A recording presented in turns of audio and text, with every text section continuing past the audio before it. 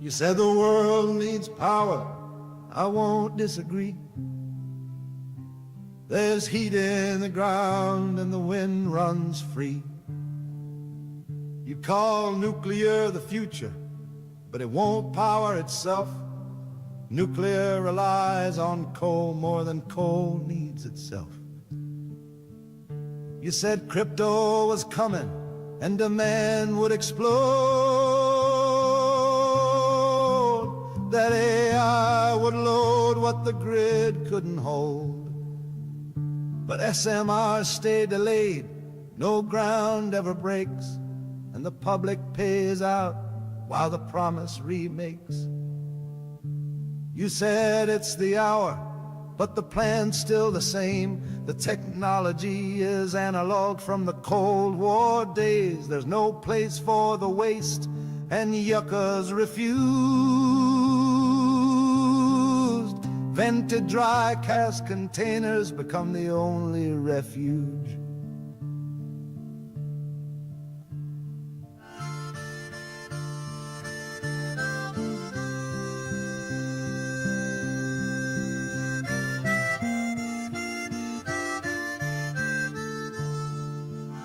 You say you lead the charge with a federal hand.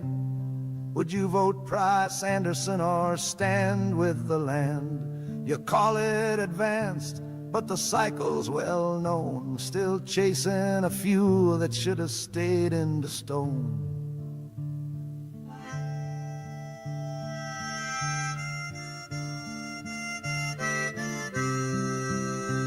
Hello, welcome.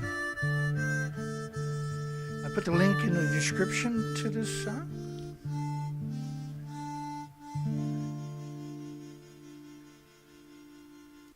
It's longer than that,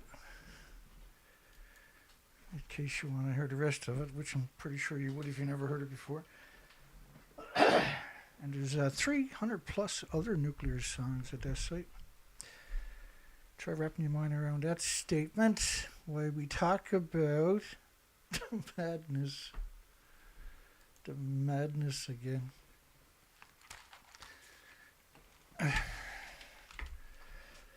So, like, I never seen anybody ask the question, should Iran destroy Israel's military bases? Not civilian populations, but the military bases. Fair game, right? Should Iran destroy Israel's military sites and nuclear weapons before the Zionists can launch an attack? Wouldn't that be just like, I'm not saying, like, Iran's not going to be listening to me, okay? So don't lose your friggin' minds out there. But the question should be asked, shouldn't it? In any other war, this is the question you would ask. But you can't ask it because it's Israel, right? Gotcha, didn't I? But in any other conflict, that's the question you would ask. When there's that much rhetoric and there's all this posturing and capabilities. Now, this is not an equation we haven't heard of before. It's Patrick Clawson from the Washington Institute. This is the unedited version. This is 2 minutes. This is well worth it. So how did they get to war with Iran? This was an equation. I think this was 2013 or something. They were looking for a distraction from Fukushima. And Patrick Clawson is going to explain how they get into all wars. This is a must-see if you've never seen it before. It'll be back. I frankly think that crisis initiation is really tough. And it's very hard for me to see how the United States president can get us to war with Iran. Which leads me to conclude that if, in fact, compromise is not coming, that the traditional way of America gets to war is what would be best for U.S. interests. Some people might think that Mr. Roosevelt wanted to get us into World War II, as David mentioned. You may recall we had to wait for Pearl Harbor. Some people might think Mr. Wilson wanted to get us into World War I. You may recall he had to wait for the Lusitania episode. Some people might think that Mr. Johnson wanted to send troops to Vietnam. You may recall he had to wait for the Gulf of Tonkin episode. We didn't go to war with Spain until the until the Maine exploded.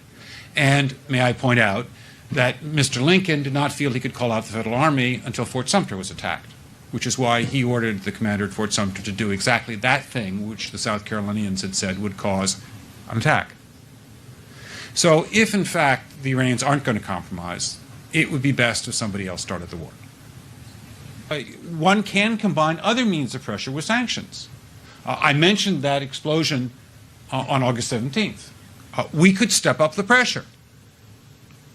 I mean, look, people, Iranian submarines periodically go down. Someday one of them might not come up. Who would know why? We can do a variety of things if we wish to increase the pressure. I'm not advocating that, but I'm just suggesting that this is not a either-or proposition. Of, it's just sanctions has to succeed or other things. We are in the game of using covert means against the Iranians. We could get nastier at that.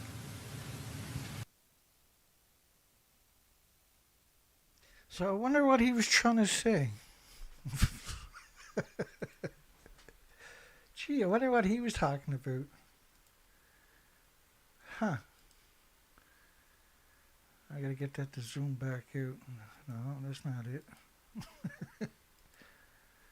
I'll get there.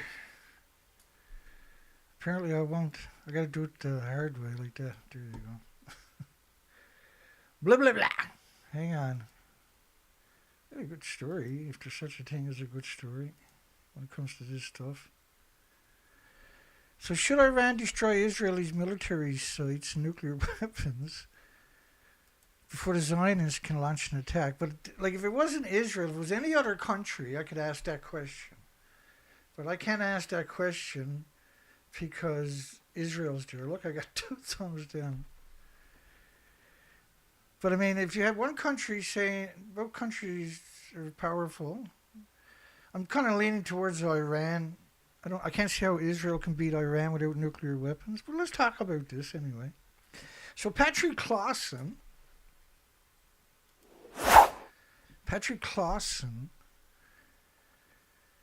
just told you that every war in history they attacked themselves and blamed it on the country, Vietnam, Japan, etc., in order to get the war. Right? They attacked themselves. And so then he suggested attacking Iran. But now he's got it easy.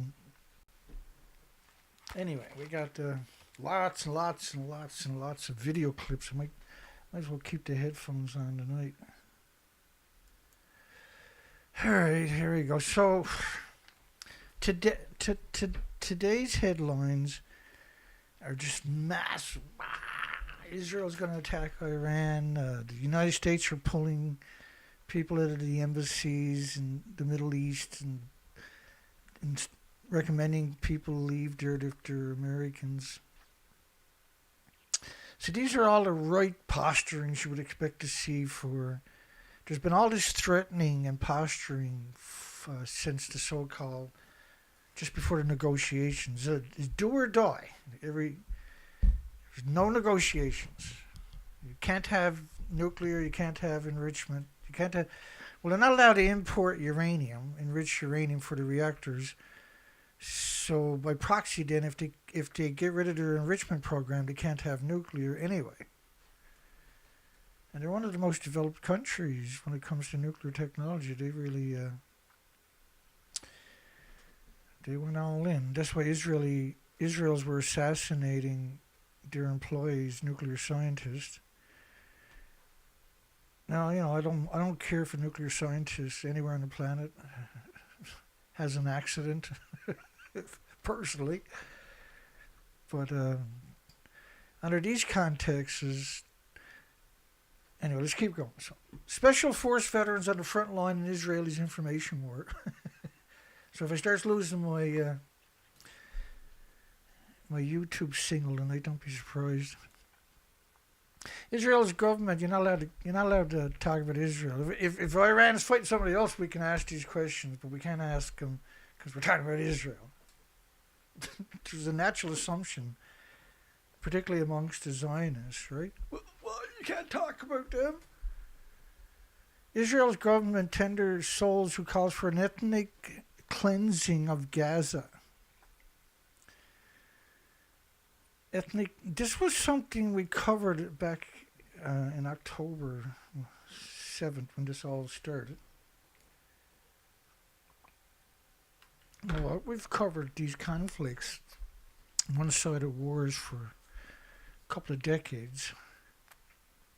So we're not like we're not familiar. Entire families have been wiped out by the Israeli airstrikes. Human rights groups are concerned, but I mean,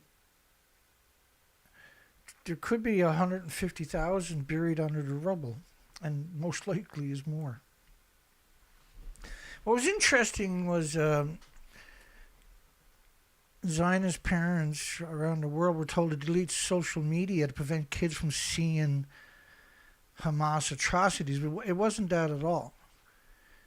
It was meant to so they wouldn't see the Palestinian atrocities of all the kids they killed. It's unbelievable, as you'll see coming up. A genocide is underway in Palestine, and the Imperial West is an active participant. So the reason I'm showing you this is because these groups, the opposition, because no one's allowed to fight back against Israel apparently, or you're a terrorist. If you fight back against a genocide, you're a terrorist. And if we're talking about any other conflict besides Israel, then that's acceptable. If you're talking about Israel, you're not allowed to have that conversation for some reason. Piss off.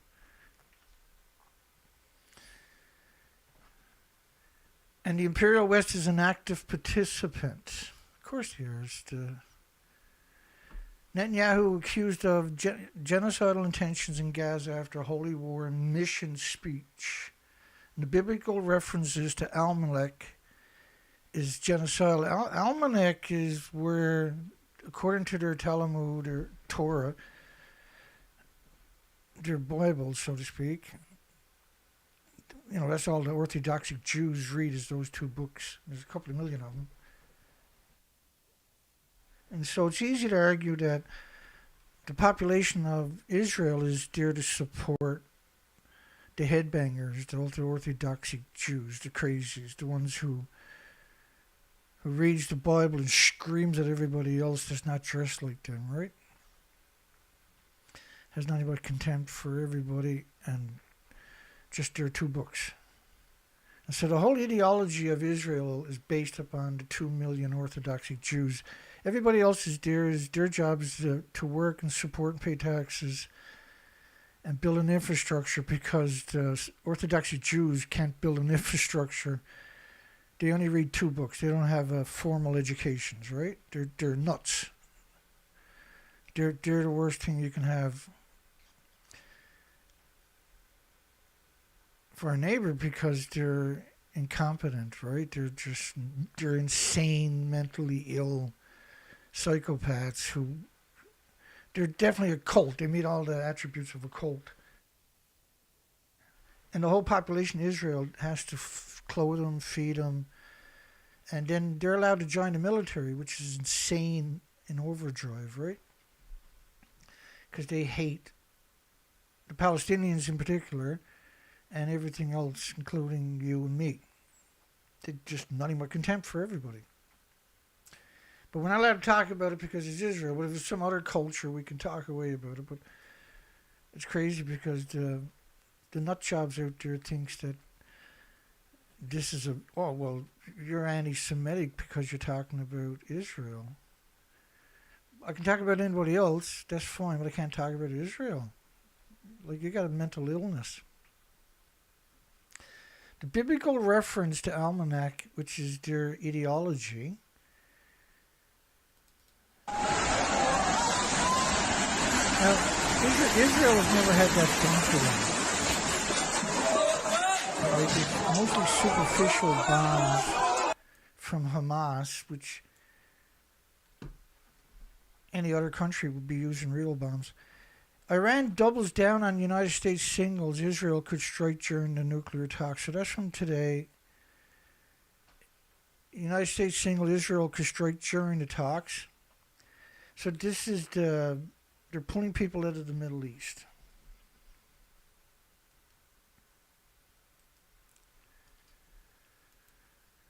Israel considers attacking Iran within days. That was this morning, around 10 a.m. or something. But you also got the United States now pulling people out all over the Middle East. There's all this posturing. Israel Post illustration shows all Palestinian territories as part of Israel.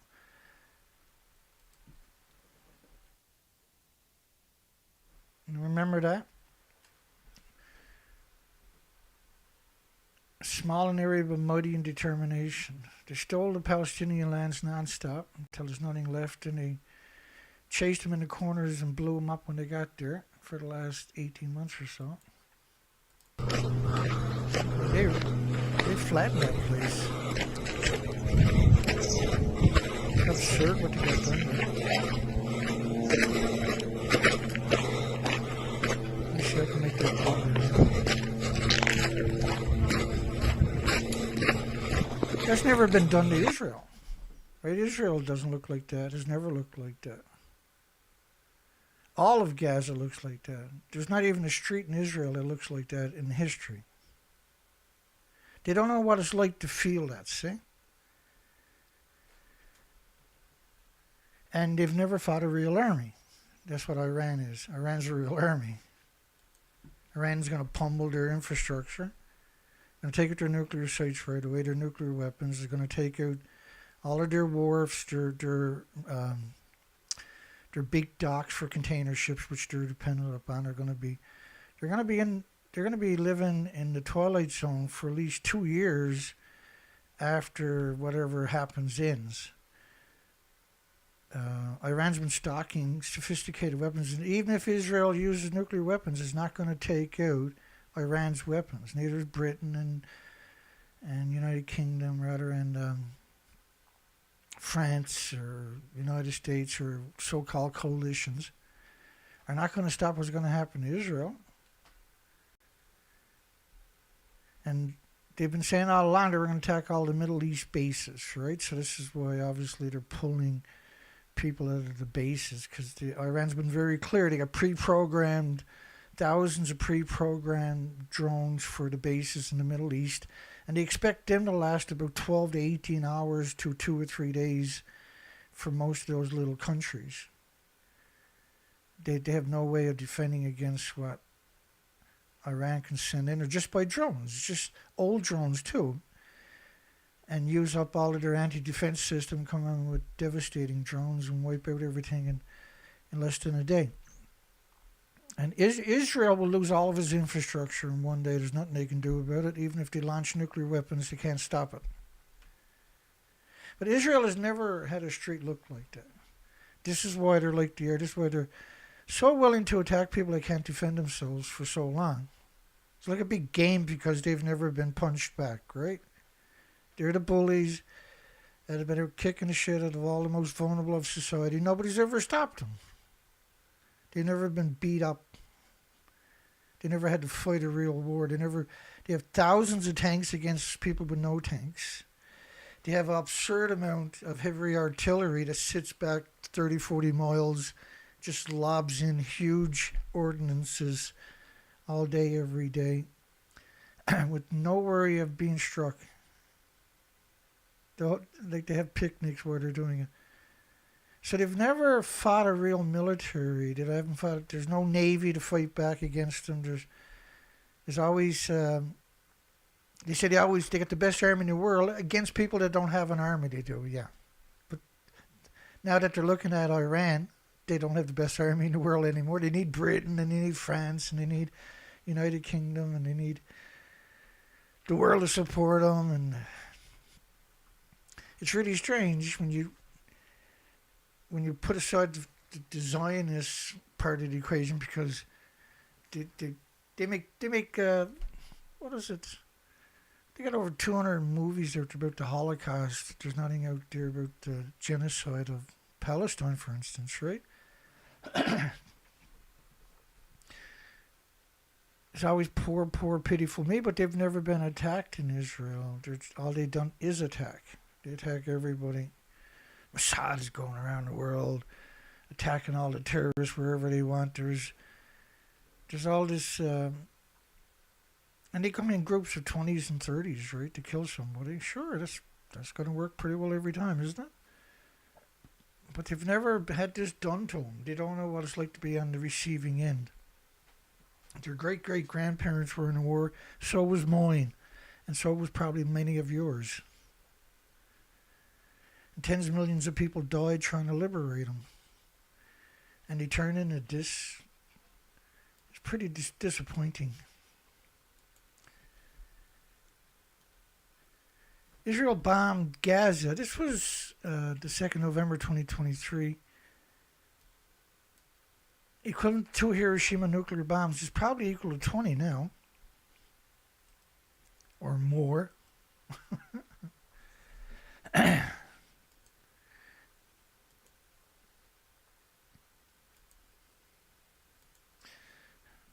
we ever done a show where we only had 5 likes in the first part of the show? I can't remember ever seeing that before. I would talk about, if this was another conflict, we can knock our socks off. So, what would happen if Israel, this was Israel, Gaza's bombs dropped on Israel, was equivalent to 2 Hiroshima nuclear bombs? How many nuclear weapons would Israel have launched at that stage?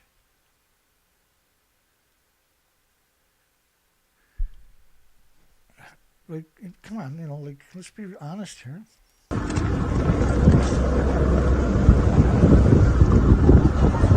Have you ever seen a street in Israel look like this?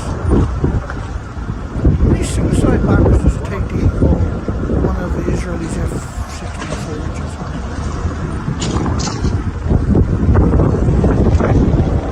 Imagine if this was Israel.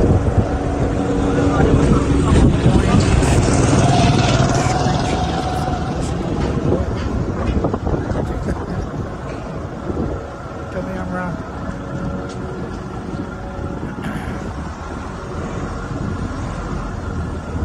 What the fuck is wrong with these people? They're not attacking Hamas. They're destroyed every university, every school, every hospital, every shop. The first thing they destroyed was infrastructure. And then made sure they couldn't get toilet paper, couldn't get diapers, couldn't get medication. They destroyed every hospital. They wiped out all the institutions, universities, museums, and everything else, and looted them. They erased the culture. Is that why I got 5 likes tonight? Iran doubles down as the United States singles Israel could strike during nuclear talk. Freedom of speech is not for popular talk. It's for unpopular talk, like we're having tonight. It's unpopular because you're being honest about people that can't hide in when honesty is used. Iran doubles down as U.S. singles Israel could strike during nuclear talks. Iran is conducting more military exercises. What else would you be doing? Everybody's conducting. They got a big military, 8 million people. Of course they're conducting military exercises. Concerns that Israel could launch an attack. How do you know what they're concerned about? I don't think they're concerned at all. I think they're ready. I think they want to get it on. That's why I'm asking the questions.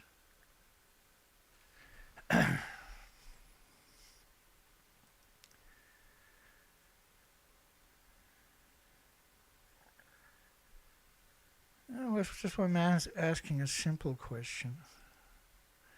Should Iran destroy Israel's military sites and nuclear weapons before Israel is going to use them? Look what they already done to Gaza. What would you do if you were Iran and you were in a position where you can wipe out Israel's military?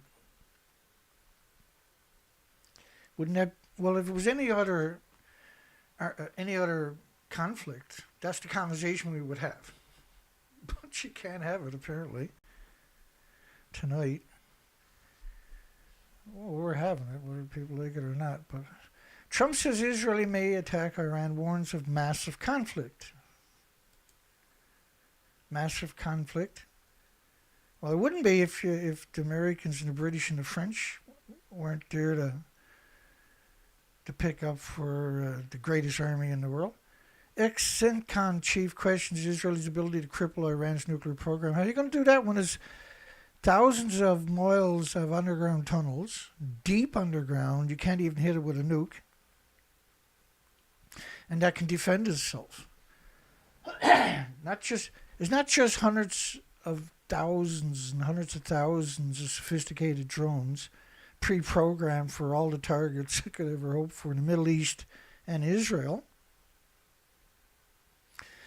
They can keep that wave up for years, like thousands a day for years, because they can mass produce it now with everything else. Israel can't last. The Orthodox Jews have crippled the country, right? The whole country is ran into the ground to support the Orthodox Jews. The country is already weary of 18 months of hard wars with big losses. Big, huge losses they've never experienced before.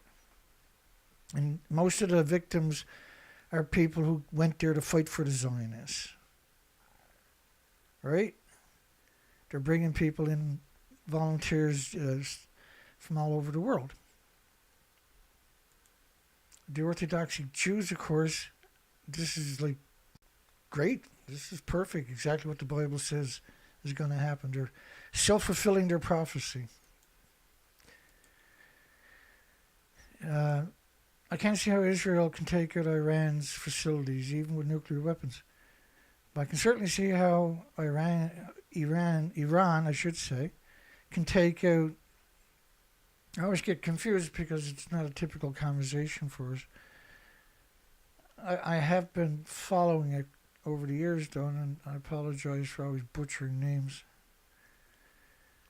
Witkoff, why is he a negotiator, warned of mass casualty Iranian response to the Israeli attack. For Israel, he's talking about. Well, first off, Iran's previous rebuttals to Israel's attacks, bombings in their country, has targeted military, not civilian. Israel always targets the civilian, right? U.S. Special Envoy privately told Republican senators last week Iran could hit Israel with a mass casualty attack if the Jewish state strikes its nuclear sites. Well, any kind of attack at all, anywhere, not just their nuclear sites, is going to get a... They're tired of being bullied, and nobody's ever beaten. Israel has never been beat up. Imagine all the Israelis' buildings you're looking at being destroyed in just a couple of days. They got bomb shelters, I think, for the whole population. But imagine what we're going to have to listen to for years if that happens. All the whining and sniveling. It's okay for them to do it to everybody else, but if it happens to them and they own the media, we're going to be in hell for a couple of years listening to that crap. Trump cited the possibility of a potential massive conflict in the region for drawing down U.S. personnel from the Middle East, which, from what I've read today so far, right? Because that's the first I heard of it was today. They're withdrawing personnel. Typically, they're talking about the embassies, but I don't know who else. There was some suggestions. They were making it publicly known that if you're a citizen of the United States, you should consider getting out of the Middle East. But they were very vague on why. They were saying there was no immediate threat, which usually means there's an immediate threat. There's a chance of a massive conflict. A massive conflict. Well, it's just their assets they're talking about, right? Because they're spread out. And that's why they're calling it a massive conflict. They have a lot of assets in different small countries down there that can't withstand an assault from Iran. If Iran has to go to war that's the right thing to be doing, isn't it? If it was anybody but Israel, then we would say that's technically a good move, is take out the bases that are surrounding you.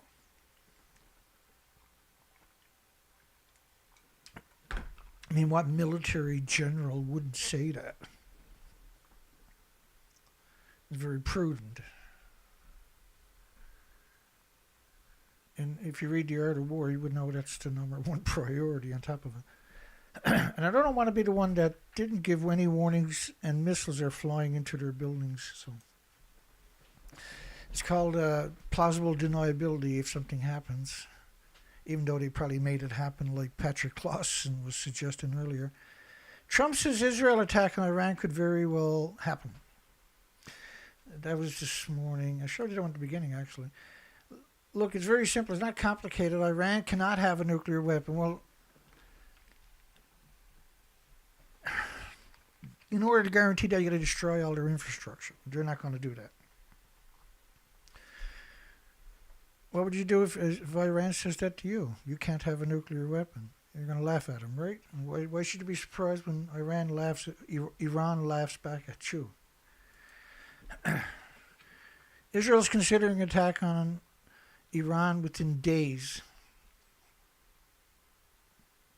Israel considering an attack. Well, why would you come out and say that? That's pretty cocky. That's pretty cocky. If this wasn't, if you take the word Israel out of the equation and you put like Turkey or whoever, right? I'm not saying Turkey's got a problem with Iran. I'm just saying whatever. If you had another country, like Canada, and Canada's considering an attack on Iran, well then, would you blame Iran from trying to defend itself and its population? Because that's who Israel usually attacks, the population, right?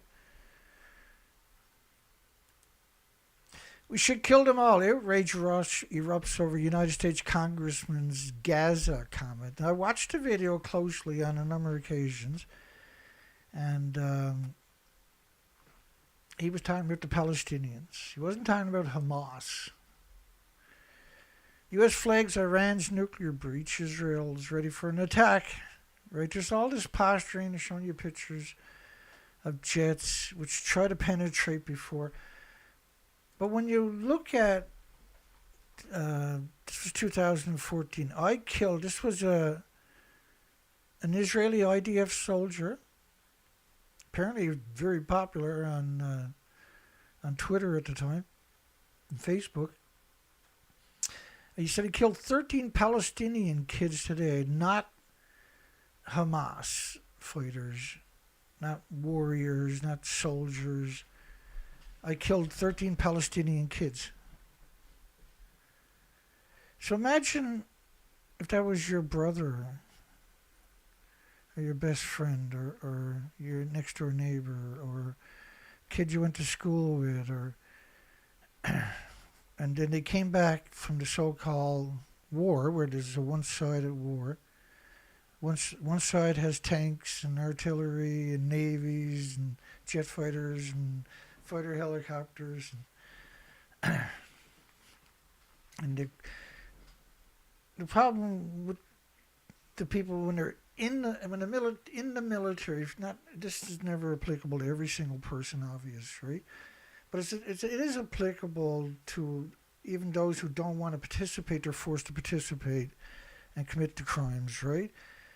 And but there is a lot of people that are completely, that's the culture, and they just buy into it. And so when you see, it's one thing to come out and somebody says, well, you know, my buddy was telling me he killed 13 Palestinian. This guy got up on Facebook and Twitter and like, I'm badass, mother. I killed 13 Palestinian kids today with sniper rounds.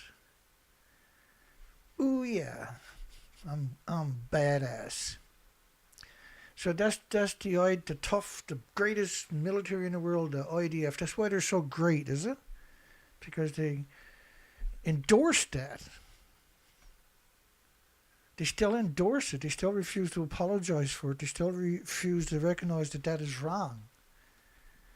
that is morally repugnant, that there is no acceptable logic for bragging about that, let alone hundreds of thousands of people liking the post.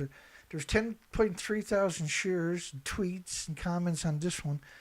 But on their Facebook, it was viral. It's crazy. He was loved. He had all kinds of hearts and likes. That could be described a large population of Israel, a very large, at least 2 million Orthodox Jews plus a couple of million Israelis endorsed that. So that's a strange culture. There's always people on the fringe, right? But when that's the consensus that is acceptable, you're not dealing with a normal culture. There's something wrong there. There's a mental illness that is easily identifiable if there were studies done. Israel's Netanyahu at the UN wipes Palestinians off the map and menaces Iran with a credible nuclear threat, threatening to nuke Iran. And they're concerned because Iran might get a nuke and might want to nuke them back. So therefore they have to destroy millions of civilians so they can feel safe. Just like millions missing, millions dead, millions unaccounted for, millions of orphans in Afghanistan and Iraq and Syria because Israel is uncomfortable that somebody can challenge them. UN flags because they can't fight a real military, right? That's their problem. Their big problem is they can't fight a real military. And they got a great big fucking mouth. UN flags Iran nuclear breach. Israel's ready for an attack. If the US, so they're not going to attack on their own. They can't do it on their own. They couldn't do it the last time. The bombers turned back. Like all these jets got cameras, every one of them. And if they bombed the shit out of Iran's nuclear facilities or self-defense areas or missile defense areas, they got painted up by the Iranian radar that they probably got from China or Russia. They bailed. That was what really happened. But they're posturing, claiming they actually went in and destroyed it. But where's the proof? Because normally that's easy to verify with all cameras these days and ages. France voices concerns over Iran's plan for new enrichment facilities. So what the fuck is it to France? Nobody's threatening shithead France. EU urges Iran to restore International Atomic Energy Agency's cooperation to avoid escalations. Like one of the interesting things about Iran is they don't have foreign bases there. Like all the other countries around them have bent over for foreign entities like France and UK and everybody else. But Iran has never allowed a foreign base on their soil. It's against the constitution of the country. It's good business. Why would you want to let a foreign military entity set up shop in your country? You're a good neighbor. EU urges Iran to restore cooperation with the degenerate International Atomic Energy Agency, which shouldn't exist. I'm not sure what this one, South Africa or South Australia. I guess News 24 is Africa, right? I can't remember. Jewish border deputies condemn SA taking Israel to the International Criminal Justice over genocide in Gaza. I forget. Is that South Africa, South Australia? I think it's South Africa. And I kind of remember that now. And so I dug up his rebuttal to the ICJ, International Criminal Justice warrants that were issued for him and Gallant. And then I put in some headlines to help articulate Benjamin Netanyahu's dishonest reply. The outrageous decision by the ICC prosecutor, Karim Khan, to seek arrest warrants against the democratically elected leaders of Israel. Just because you're democratically elected don't mean you're not a criminal. I can also confirm today that I have reasonable grounds to believe, on the basis of evidence collected and examined by my office, that Israeli Prime Minister Benjamin Netanyahu and Minister of Defense Yoav Gallant bear criminal responsibility for the following international crimes committed on the territory of the State of Palestine from at least the 8th of October 2023. The crimes include starvation of civilians as a method of warfare.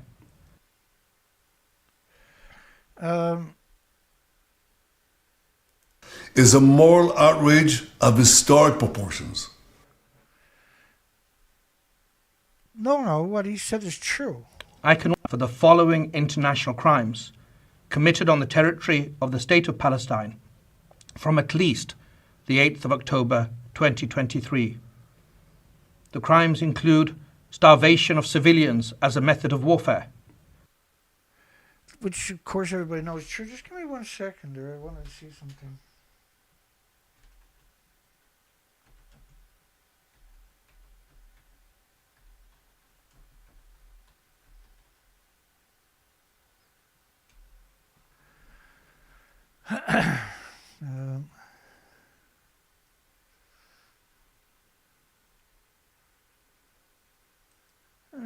I want to do a quick search here.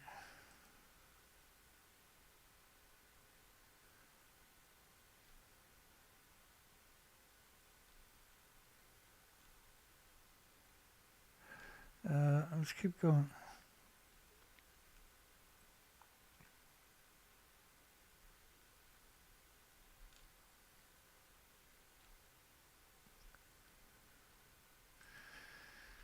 Here we go again. So, is a moral outrage of historic proportions. But it's not, is it? Israel's never had it done to them, so the population doesn't appreciate the significance of what happens when a bomb strikes their neighborhood. Israel bombs dropped on Gaza equivalent to 2 Hiroshima nuclear bombs. That's a genocide. You're not attacking Hamas. You're not clearing terrorists out of neighborhoods. You're blowing up the city, like on a massive scale. This is 2023. We're in 2025. So they haven't stopped doing it. It will cast an everlasting mark of shame on the international court. Israel is waging a just war against Hamas, a genocidal terrorist organization that perpetrated the worst attack on the Jewish people since the Holocaust. Since the Holocaust, Israel has 5,000. Before this, Israel had 5 million Palestinian refugees in concentration camps, with soldiers with German Shepherd dogs patrolling the areas that have barbed wire fences, almost identical to what they claimed happened to them. Israel is using poison gas in an attempt to penetrate the Gaza Strip. Or they're using skunk gas or skunk water in neighborhoods where people are legally allowed to be, just for cruelty. Hamas massacred 1,200 Jews, raped Jewish women. That has been contested heavily. We do know, though, that the ultra-Orthodox Jews would do something like that in a heartbeat. Gallant, who's also named in the warrant, Israel is moving to a full offensive. Gaza will never go back to what it once was. And we played that speech here before. That's a genocidal speech, right? He's not attacking Hamas. He's attacking Palestinians in Gaza. Burnt Jewish babies. That was debunked long before he came out and claimed that too. In that particular one. Parents told to delete social media apps to prevent the kids from seeing Hamas atrocities, which nobody really seen. Nobody seen. They showed they took the media into a room. They weren't allowed to use their cameras, and they were watching the videos. They weren't allowed to have their camera there. They were only allowed to describe it. I've never seen the videos, have you? That's not what we call evidence in the real world. Took hundreds hostage. Israel has over 9,000 Palestinians who, for throwing rocks and everything else, are just being jacked off the streets, busloads of them blindfolded. Willfully causing great suffering, serious injury to body or health or cruel treatment, willful killing or murder, and intentionally directing attacks against a civilian population. Yeah, what Israel is doing, it's just destroying everything. It's like all the personal apartments and houses are demolished. Soldiers are filming themselves, looting them, and just beating the shit out of everything in the apartments so there's nothing to come back to. And they're bragging about it all over social media. It's very popular in Israel. Now, in the face of these horrors, Mr. Khan creates a twisted and false moral equivalence between the leaders of Israel and the henchmen of Hamas. Yeah, but you're not attacking Hamas, you're destroying Palestine.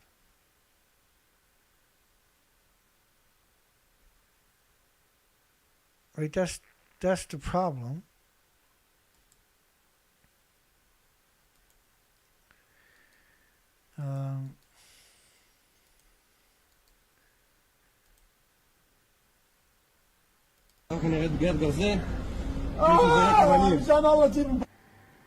Israel.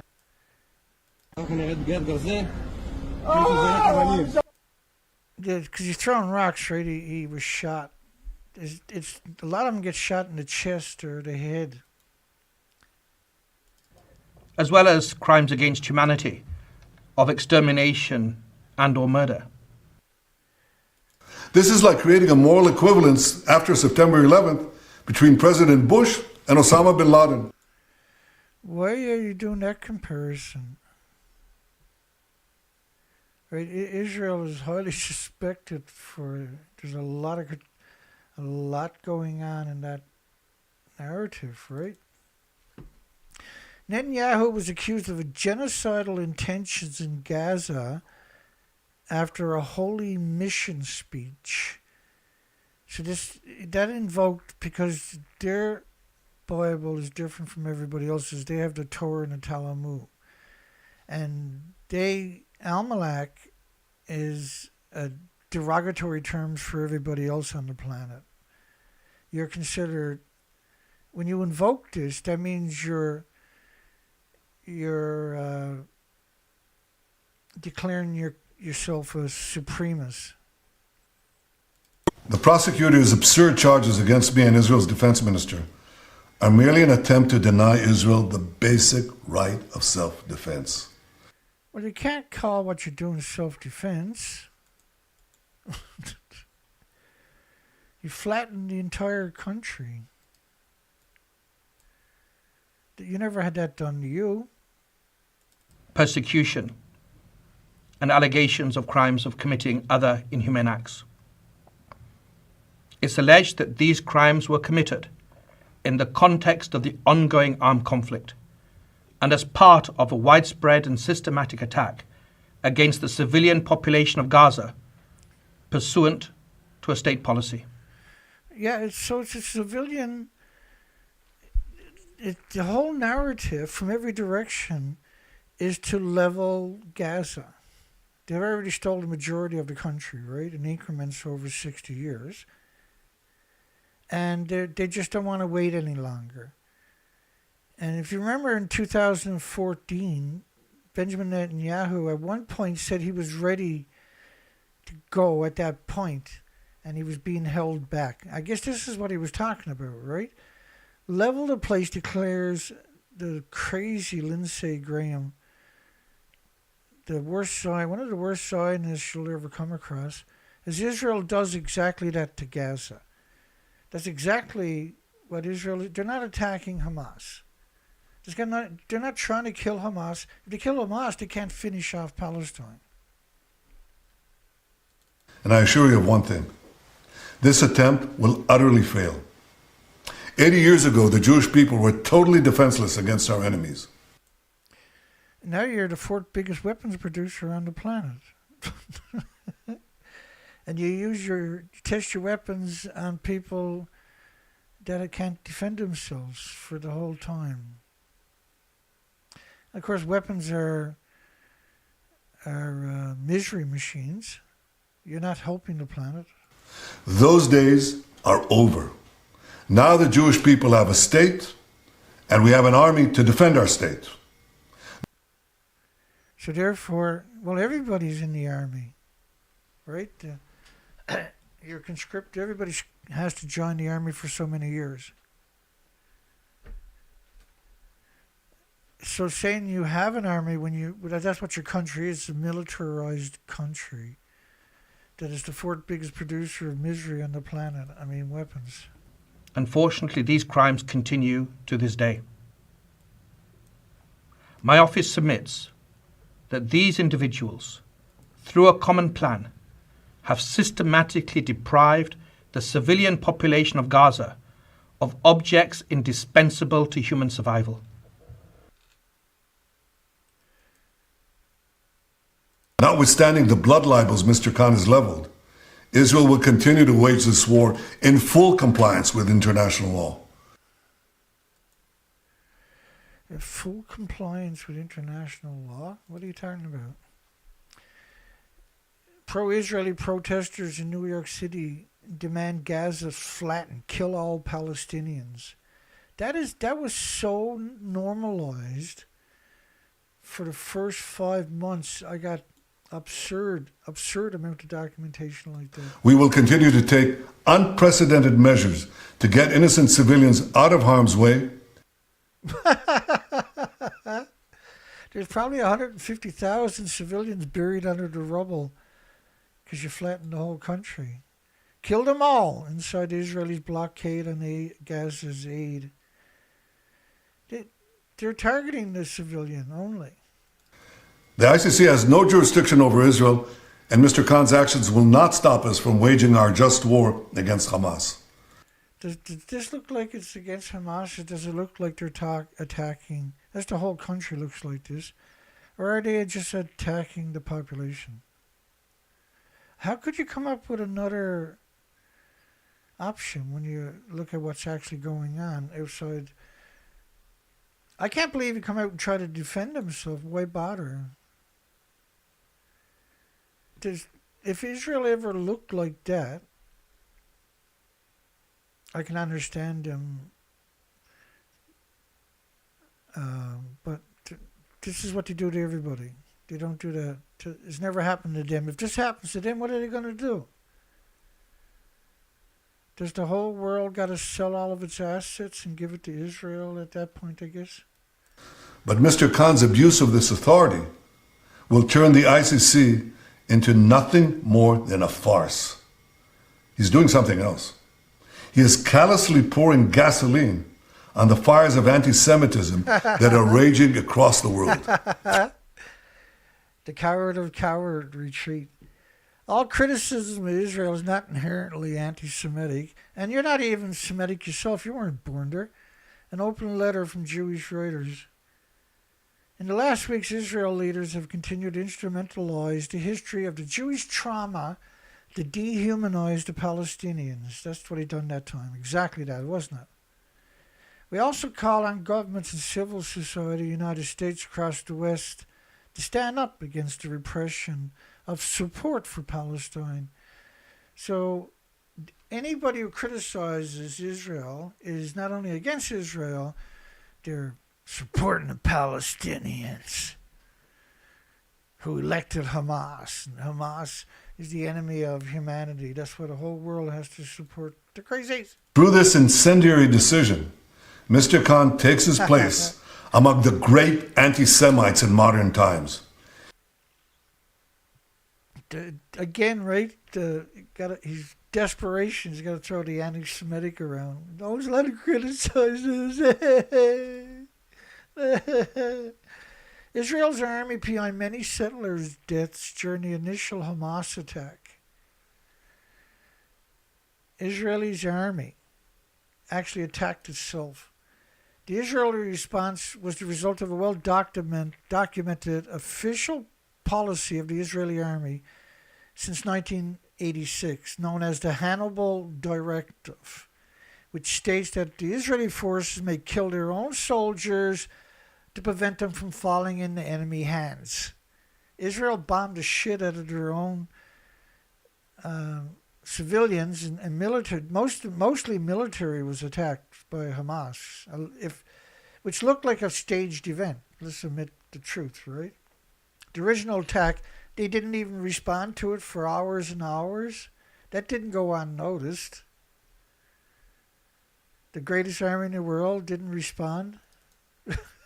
Something they drill every day, except for that day. The Mondoweiss report concludes that it is clear the Palestinian military were hiding in the buildings. I gotta go to the other screen. With their Israeli captives. As the Israeli soldiers were blasting their way in with massive tank shells in close quarters, it deserves to be investigated who caused most of the death and destruction that took place. This is especially important, and these deaths are now being used to justify the destruction of Gaza and the killing of over, it's assumed that around 200,000 people are dead. Most are buried under the rubble of the entire country. He now stands alongside those infamous German judges who donned their robes and upheld laws that denied the Jewish people their most basic rights. Their most basic rights. You must remember what Amalek has done to you, says our Holy Bible, and we do remember, and we are fighting. Our brave troops and combatants who are now in Gaza or around Gaza and in all other regions in Israel are joining this chain of Jewish heroes, a chain that has started 3,000 years ago from Joshua ben Nun until the heroes of 1948, the Six-Day War, the 73 October War, and all other wars in this country. Our hero troops, they have one supreme main goal: to completely defeat the murderous enemy and to guarantee our existence in this country. We've always said, never again. Never again is now. You must remember what Amalek has done to you, says our Holy Bible, and we do remember, and we... So, what he's referring to is you slay both man, women, infants, and sucklings, which is the neonates and infants, oxen, sheep, camel, and ass, kill all the species, and kill every man, woman, elderly, and young, so that they don't exist anymore. That way they can't fight your children later, so to speak, right? But he's invoking it.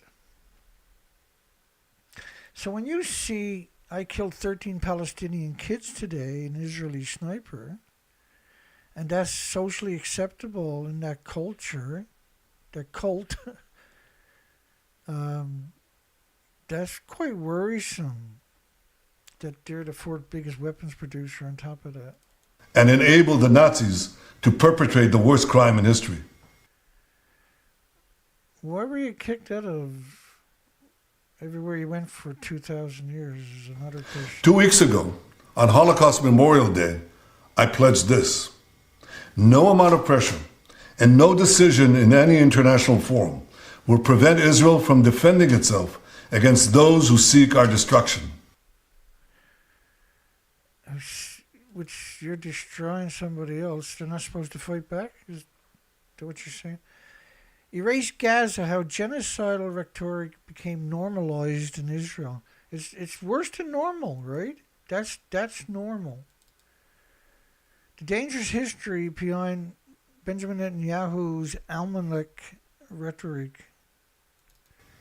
To all the enemies of Israel, including their collaborators in The Hague, I renew that pledge today.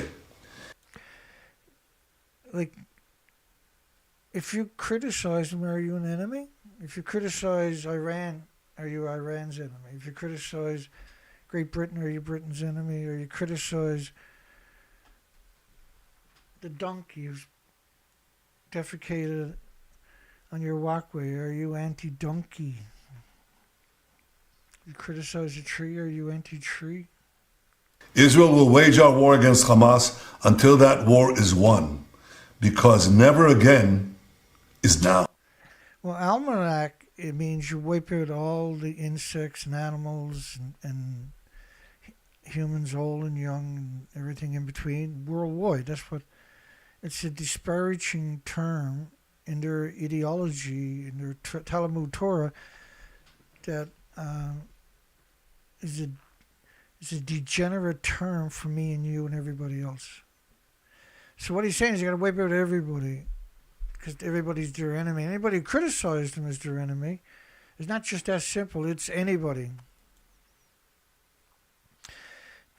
This is them. They erased the entire history. This was the Yasser Arafat monument. There was no reason to bulldoze. It wasn't attacking anybody.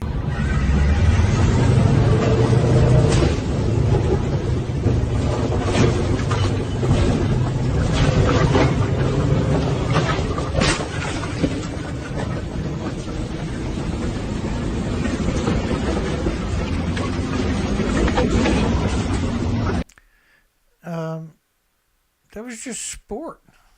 That was because it's a heritage site. This is Richard Medhurst.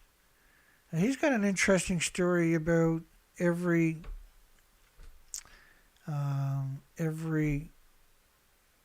prime minister. Is it prime minister in Israel? I can't remember.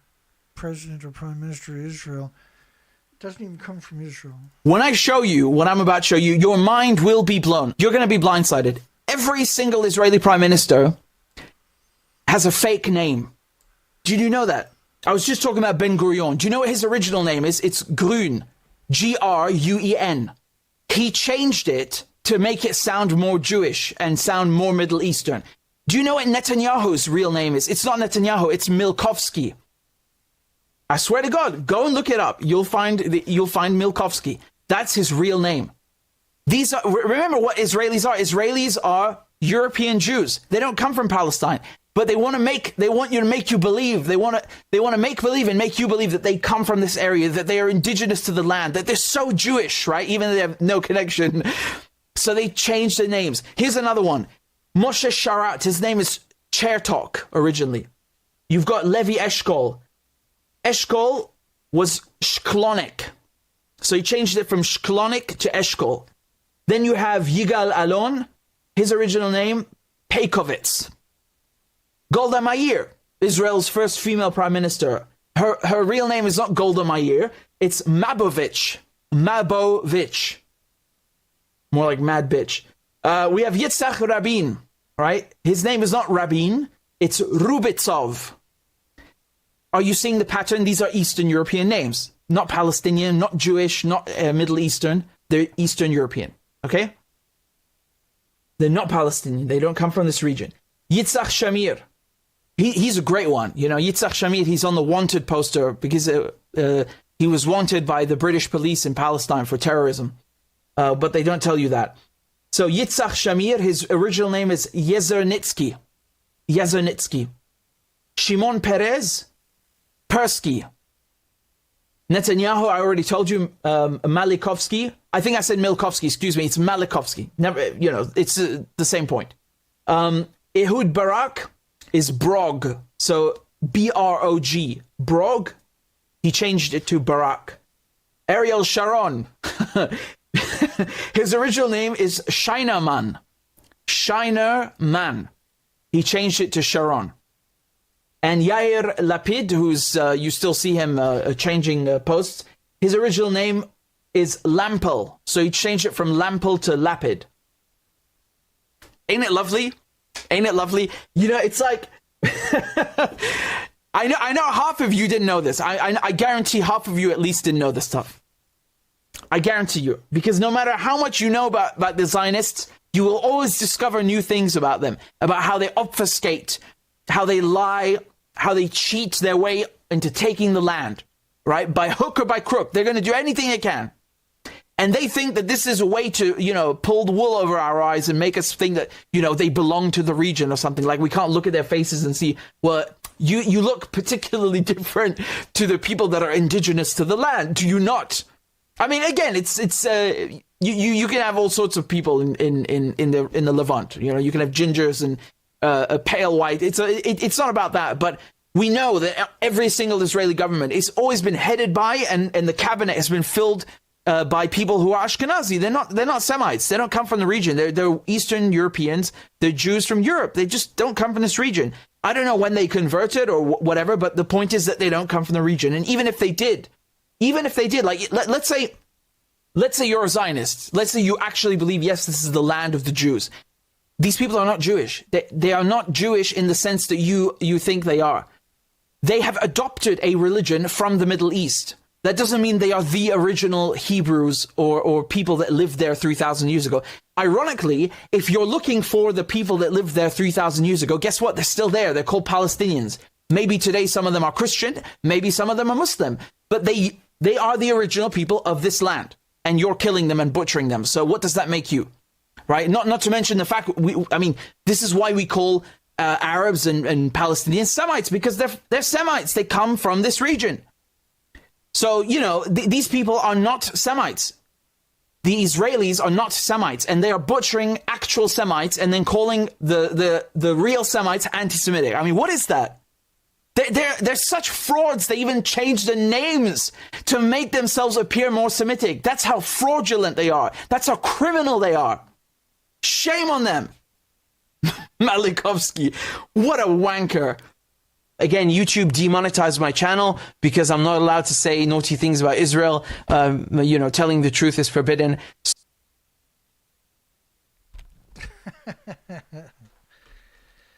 So it's like it's an interesting one because the poor Israelis that are there really want to believe that they're the original people, but clearly they're not, right? Israelis officials call for use of doomsday weapons, nuclear weapons against Gaza. What is the Jericho missile, Israel's potential doomsday nuclear option? So if they feel threatened, that's what the nuclear weapons, which officially they haven't declared. They're not part of any treaties for nuclear or anything. They've never been inspected by the International Atomic Energy Agency, but they're screeching because Iran won't let them inspect them. It's the weirdest two-face you'll ever see. Israel used poison gas, like they talk about was used against their ancestors. They used white phosphorus, which in the cities, in the neighborhoods, they bombed the place, drove everybody out of the buildings, and then they used white phosphorus on them where they had no shelter. We have reached that conclusion based upon interviews with survivors, many eyewitnesses, experts, from satellite imagery, statements from Israeli officials, including the two individuals subject to the present application.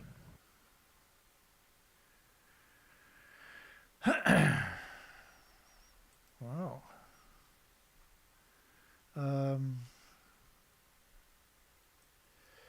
Apparently there's explosions going on. I'm just going to look for it. Just give me a second here. I'll bring you along for the ride here in a second. Let me see.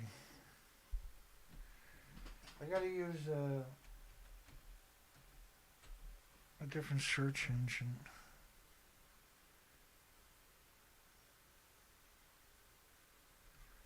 Bing.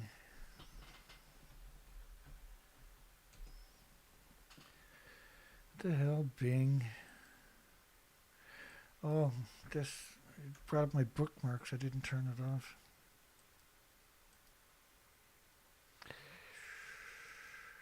Damn it. We'll get there.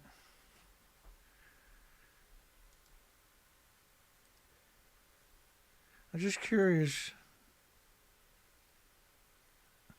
Explosions heard in Iran's capital as Israel says it has launched strikes. Holy shit. What the fuck?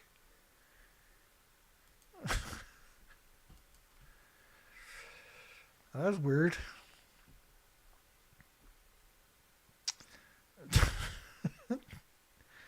Because I seen James' comments there. Explosions heard. And I seen his comment there earlier, and Iran might just have launched missiles. And so that's why I had to, in my save there, was able to paste it into the search. Holy shit. Wait a second.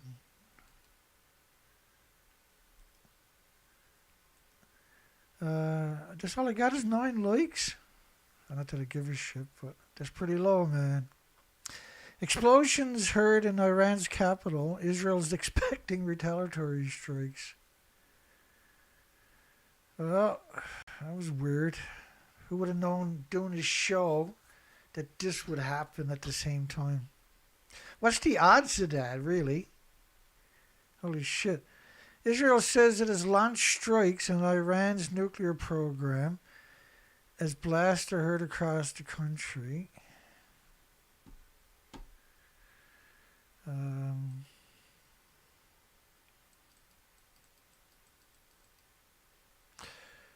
Actually,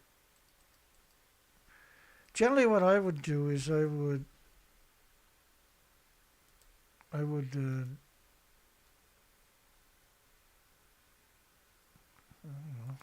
that. Then I can just zoom in. That's not right.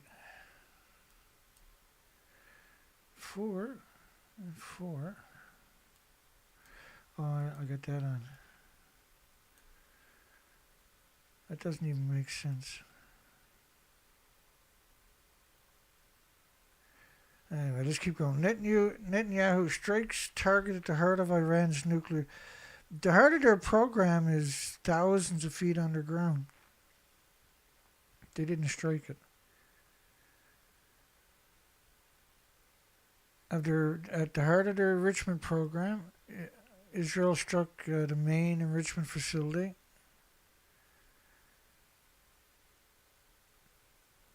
It says Iran has target strikes will continue. So there's a lot of propaganda. You're going to want to look at BitChute for the media that you're not going to find.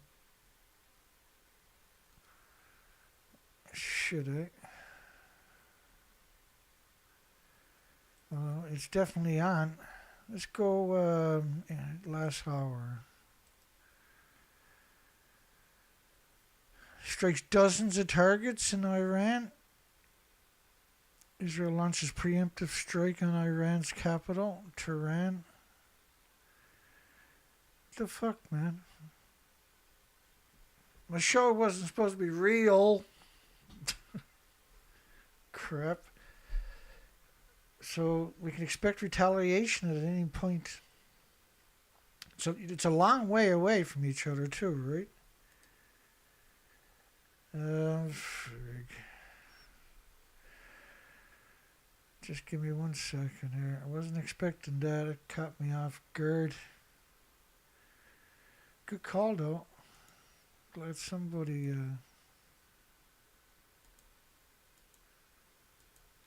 was paying attention and posted it. Thanks, James. I'm just trying to figure out how to get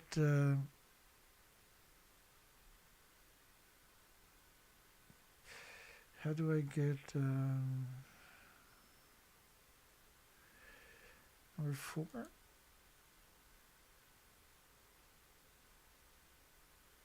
No. I was just trying to get it on my other screen. I don't know where to go to get it.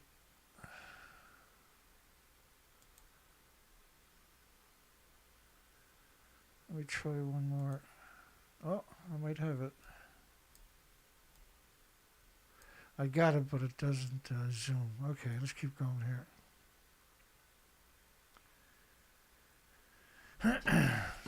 Israel launches preemptive strike. Israel Defense Forces launch a missile strike. Iran launches missiles. No, we're not getting nothing under that search. That don't mean they haven't launched anything, but they will. That's a given. Holy shit. This is not good. Iran's a state of emergency.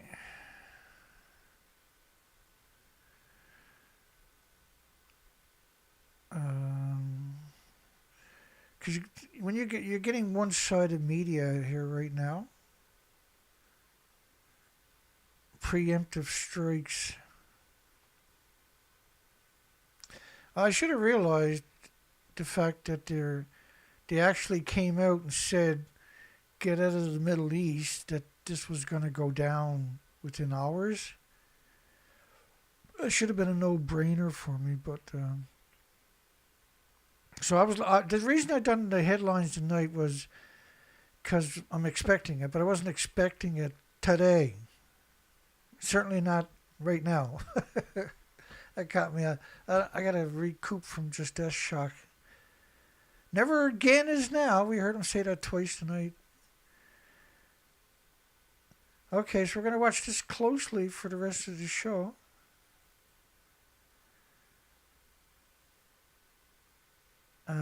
He says operation will continue till. Well, Iran is definitely going to be pummeling them back. So this is real bad. This is as bad as it gets. Jeez. Should Iran destroy Israel's military sites? And no wonder I got all the no's. Should Iran destroy Israeli military? That's what they're going to target. They're not going to target and nuclear weapons before the Zionists can launch an attack. Well, the Zionists have launched the attack. So they're still going to destroy the Israelis' military sites, its infrastructures, warehouses, its bases, its barracks. It's going to expect attacks upon their nuclear sites immediately, attacks upon their marine facilities, because Israel's very dependent upon container ships. The airports will all be struck, I'm sure of it. Their water filtration will be taken out. Their power sources are going to be taken out. Israel is about to experience war in that country for the first time ever. For the first time ever, they're going to wake up in the next couple of days, I would imagine, to a country that's no longer functional. And if it goes that route, we're in real trouble on this planet. So we can expect radioactive fallout in North America in about 4 days, by the sounds of it. We won't know. We won't know for Israel Prime Minister Benji. Let me see if I can.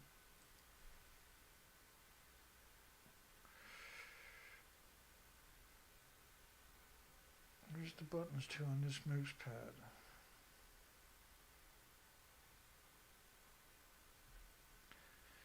That's embarrassing. Let me try this again here. Just so I can get ready for later. Yeah, that should be. These buttons should. Gotta do everything the hard way, do I?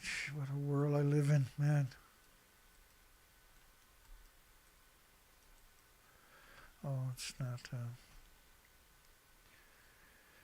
Untargeted military strikes in Iran. Israel never strikes, just continue for many days as it takes to remove the threat. Oh, really? Oh, shit. A statement of video naming the operation the Rising Lion. My goodness. Well, that sucks. Moments ago, Israel launched Operation Rising Lion. I think they just woke up a lion is what really happened. A targeted military operation to roll back the Iranian threat to Israel's very survival. Oh, crap. Moments ago, Hang on, I'll adjust the volume. My apologies. Moments ago, Israel opened a can of whoop bass.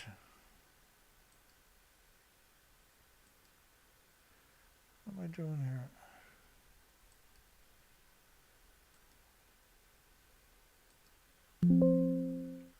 Hopefully that's better.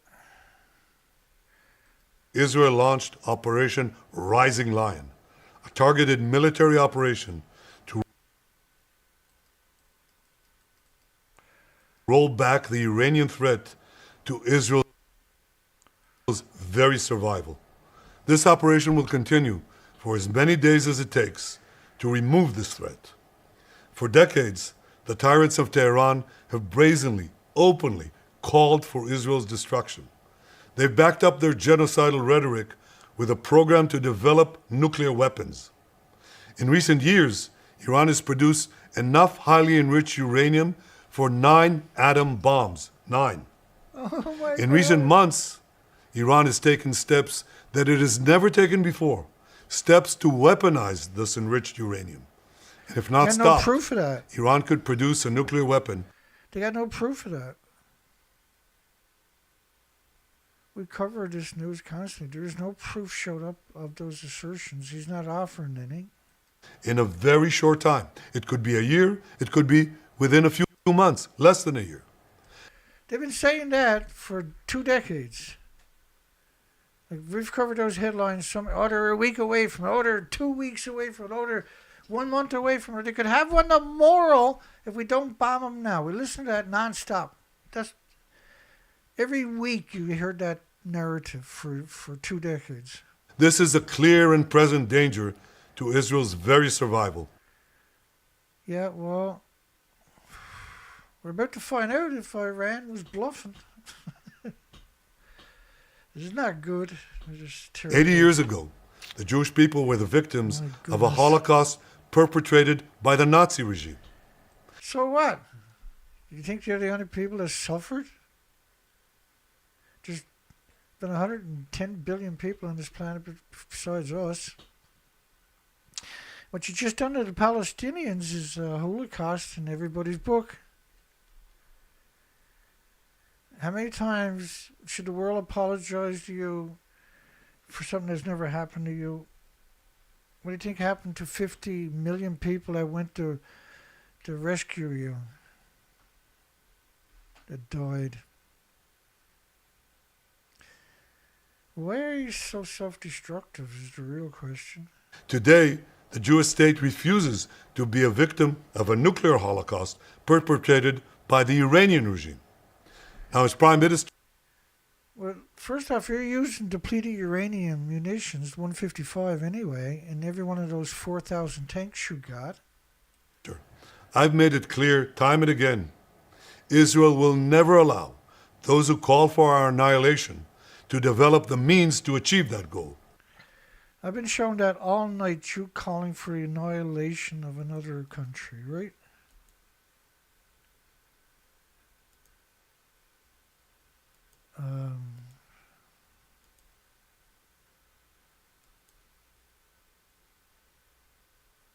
We have We've reached been that covering it for conclusion over based an hour upon and interviews stuff. with survivors, many eyewitnesses, experts, from satellite imagery, Oh, I'm sorry. statements.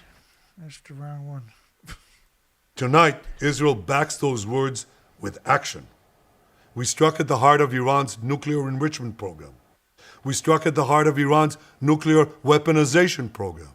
We targeted Iran's main enrichment facility in Natanz. Which means we targeted radioactive Iran's fallout. Massive radioactive fallout, most likely. I don't know. I haven't seen any pictures or videos we've just the first time hearing any of this. Leading nuclear scientists working on the Iranian bomb. So they killed the scientists? Is that what he We said? also struck at the heart of Iran's ballistic missile program. Last year, Iran fired 300 ballistic missiles at Israel. Yeah, that was in defense. That was retaliation for you attacking them, blowing up a city block, basically. Each of these missiles carries a ton of explosives and threatens the lives of hundreds of people. Soon, those missiles could carry a nuclear payload. My goodness, man, look what you've done to Palestine. You flattened the entire country, and you're talking about what happened to your great-great-great-grandfather. Kind of sick and twisted world, boy.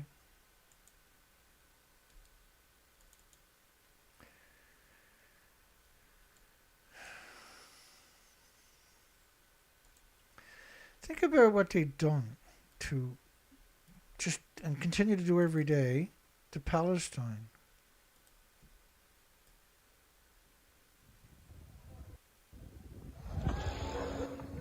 Like, they've flattened the entire country.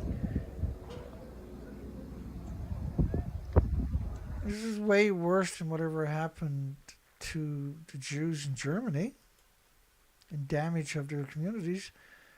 It's outrageous that Israel is the only country that you're not allowed to criticize. If this was another country, I'm talking about everything is hunky-dory, but I'm talking about Israel. So therefore, Threatening the must be lives anti-Semitic not of or hundreds, something. but of millions. It's absurd. Iran is gearing up to produce 10,000 of those ballistic missiles within 3 years.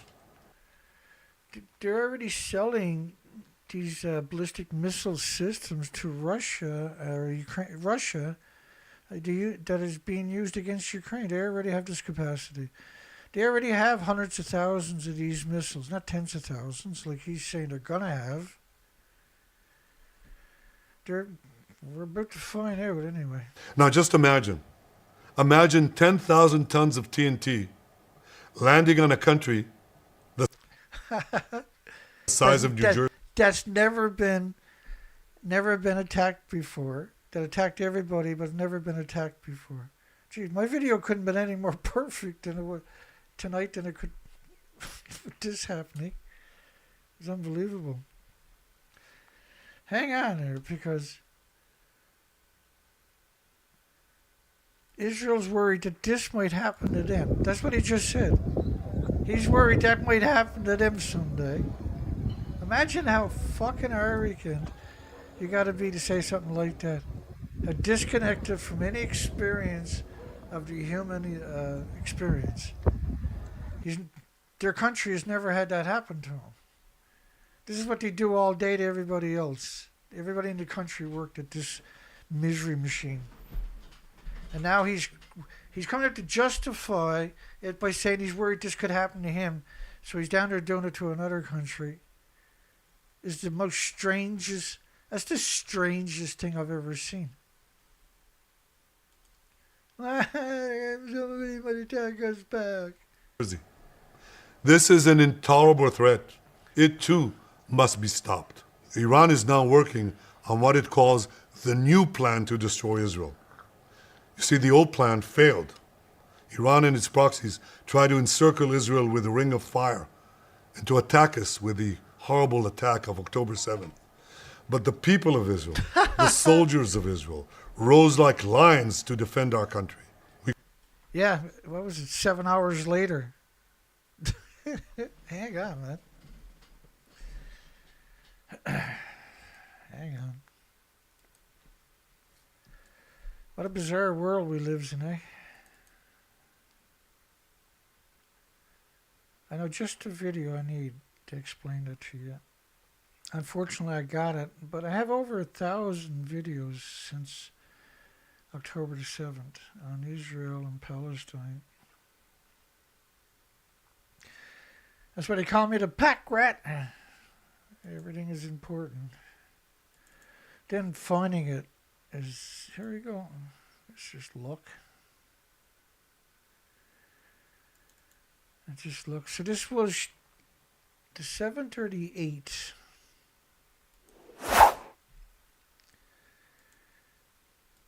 When he said they were attacked. So I got to adjust the volume and then I'm going to get it out of the way. Hang on.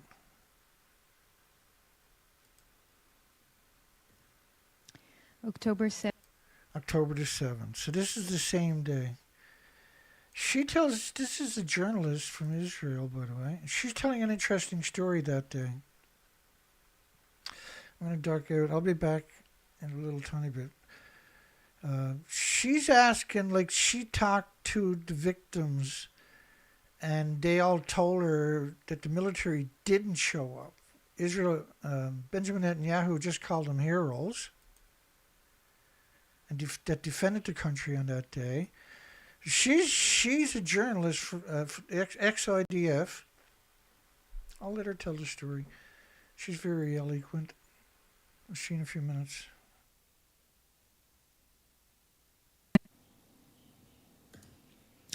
October 7th, 2023. This is Efrat Fenigson, and I'm here to share an update from Israel-Hamas war, which started this morning. I'm going to share some key details and concerns, mostly based on Israeli citizens' voices from the ground and based on official statements.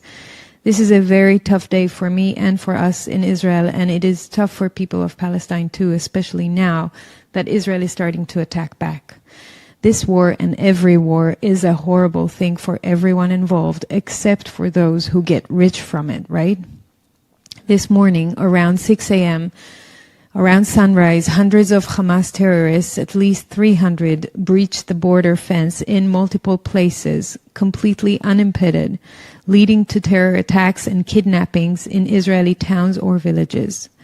The terrorists infiltrated a significant number of dry land outposts as well as a naval infiltration point in Zikim. As we speak, Israel is actively engaged in combat in 22 outposts. This is from the IDF statement, the official statement. The attacks have already resulted in over 100 casualties and more than 100 kidnaps of Israeli citizens. In one village, 50 Israelis have been taken hostage, leaving people locked in shelters for long periods of 8 to 9 hours without rescue. By the way, the 100 kidnappings is not the official number. It's what we hear from people on the ground. I think official numbers talk about 30 or 40 people, but we know there are more. In some places, the terrorists were burning the village and people didn't know if to leave the shelter and surrender or stay and pray for the fire to not reach them.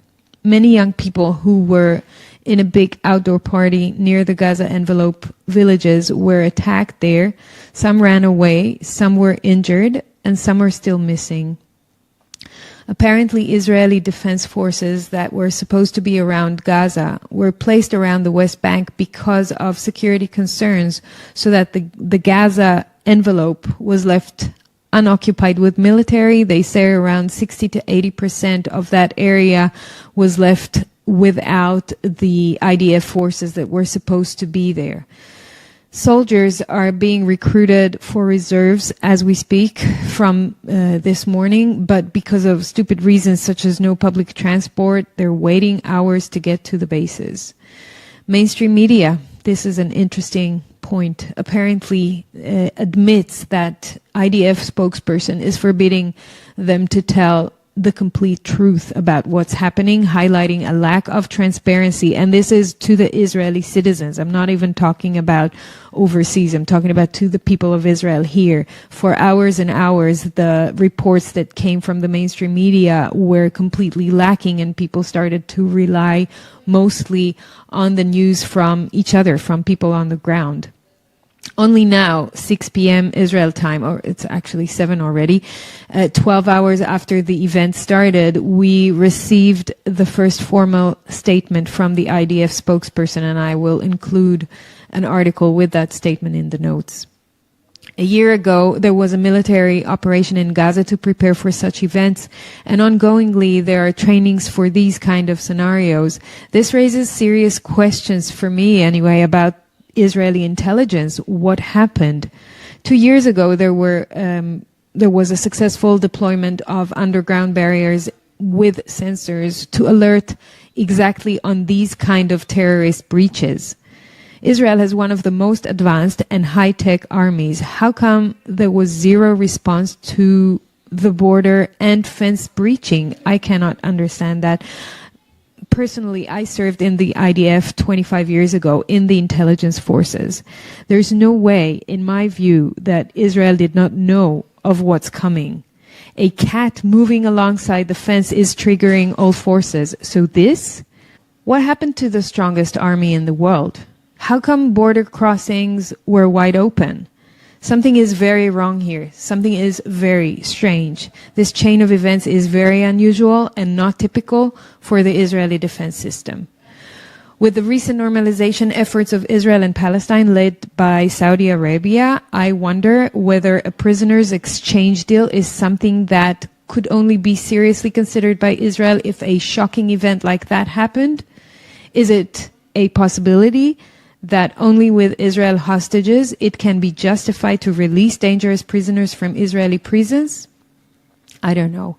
Mainstream media reported that Deputy Hamas leader Salah al-Aruri suggests using Israeli prisoners for leverage in negotiations. So maybe.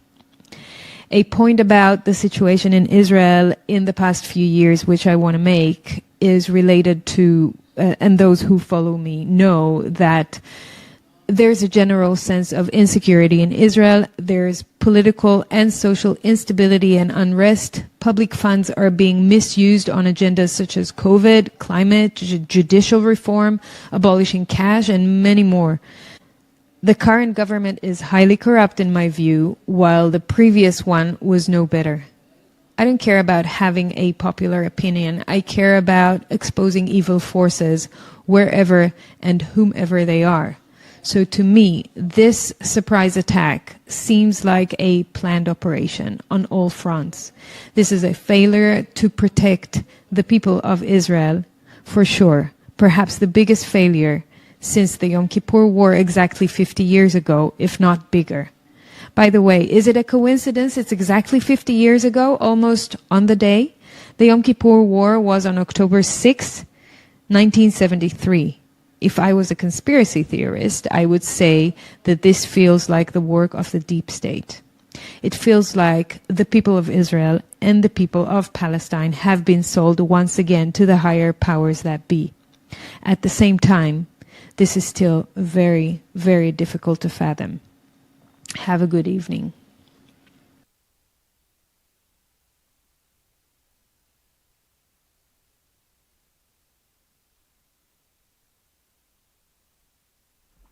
Yeah, no kidding.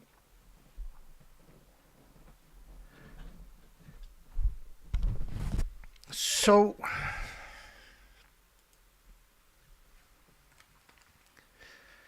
what she's saying is they were abandoned and that they practiced for generations in that country to respond to even a cat alongside the wall.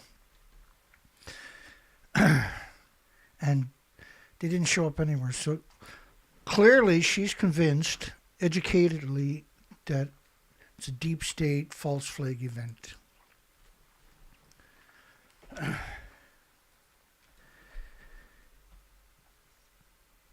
Ukraine's artillery supply declines as the shells go to Israel. These are the 155 millimeter depleted uranium rounds. The British are also shipping them to Ukraine too, right? These are dirty bombs. That's what Israel's using on Palestine. Teacher accused of threatening to behead students who criticized the Israeli flag. I guess we got a lot more of that stuff coming again, do we? Iran's response to the International Atomic Energy Agency censor could trigger a strike, and nuclear experts warn. I mean, all the media today was out justifying Israel attacking Iran, and tonight, we just found out a few minutes ago,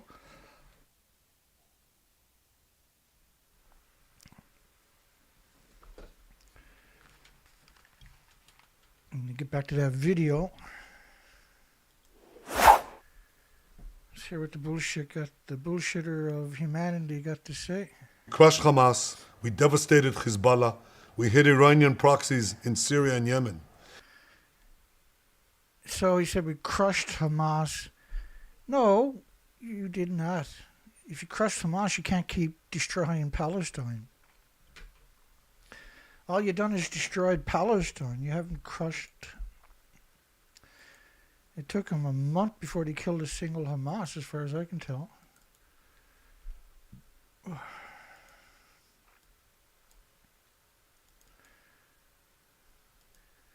Here's what they done. They destroyed the entire country. Not to get Hamas, they destroyed Palestine.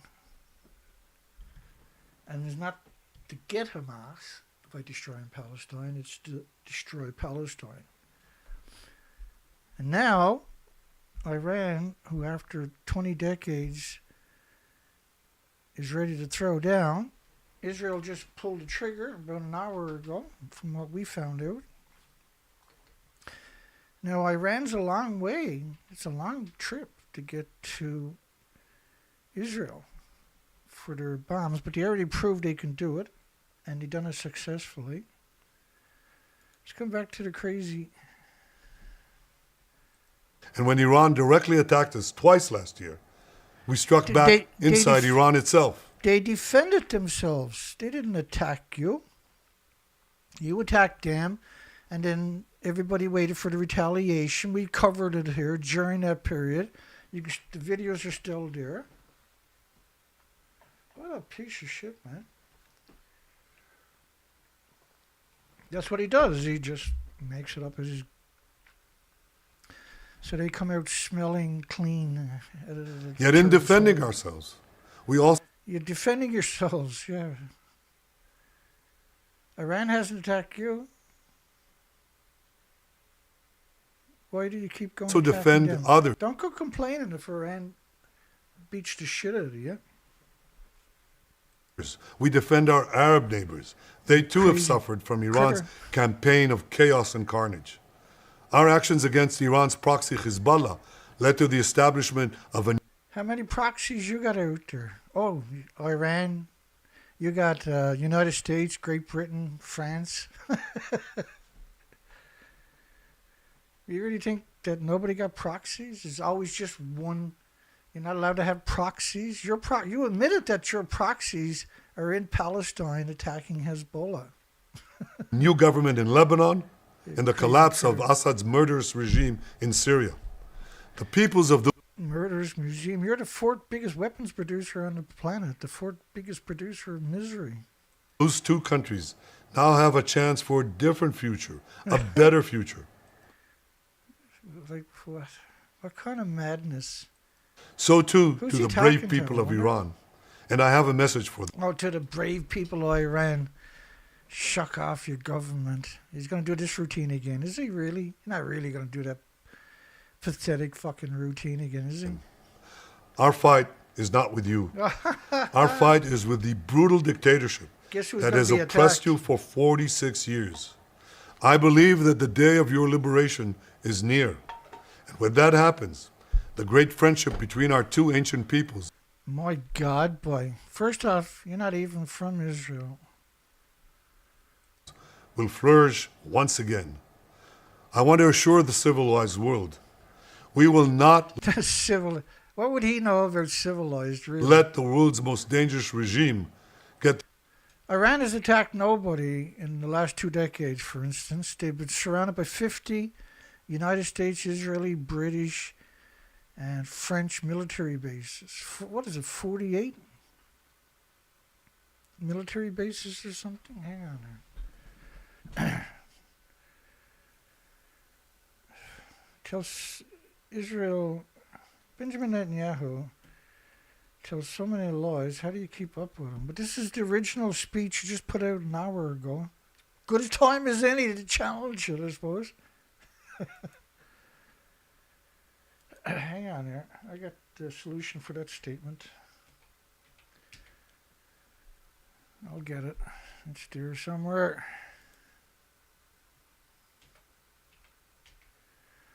Ay. Bring it up.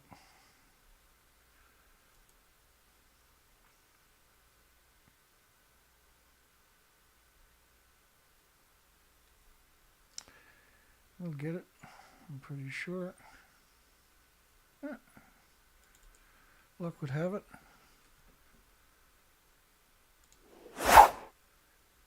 Look how close they put their country to the military bases of United States or UK and France. So they surround Iran with military bases. Iran has all of these bases already pre-programmed into the drones. A lot of these bases, there's a US, French, or I'm sure the French embassies and the British embassies are evacuating their people yesterday and the day. As soon as I seen they pulled the embassies from all these different countries, I should have known war was going to be tonight. So it'd be fair to say that the rounds of talks they're doing was stalling so they can evacuate their people from the Middle East and have their assets in place to go to war.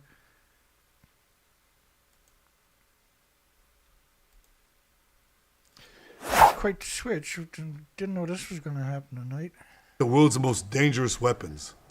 And Iran plans to give those weapons, nuclear weapons, to its terrorist proxies. That would make the nightmare of nuclear terrorism all too real. You got no evidence of this. Like, they don't even got their own nuclear weapon, but they're going to be given to someone else, so therefore you're going to justify going in today. So couldn't all the Middle East say that you're out of control and that they should all just... Of course, that would be the fulfillment of the prophecy in the Torah and the Talmud, would it? The guy is actually mentally unstable, as we already know, but this is just heartbreaking. The increasing range of Iran's ballistic missiles would bring that nuclear nightmare to the cities of Europe and eventually...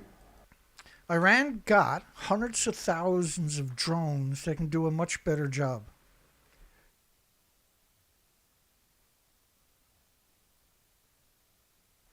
And they said,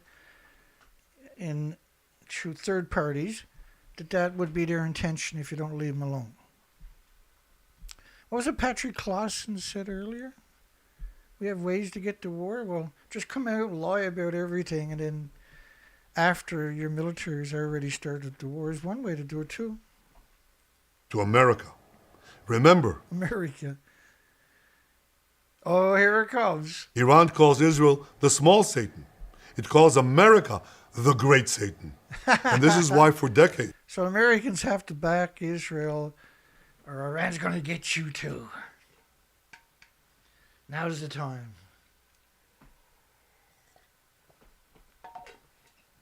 And I have no doubt Trump. I know France, Macron is good to go. He just got humiliated by his boyfriend or his wife slapping him on a plane. You got United Kingdom, Keir Starmer. I mean, come on. The whole country hates his guts. He's got nothing to lose by going to war. He just told the military they can have all the submarines they wanted and nuclear weapons. What do you think that means? And now we have this? It's led millions in the chance of death to Israel and death to America.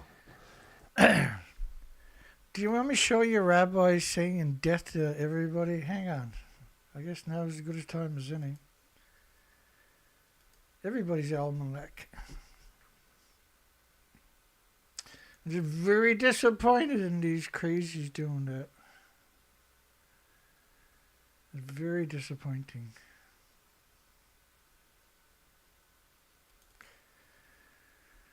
As you know all too well. Let me figure it out here. Hang on. These people are crazy, eh?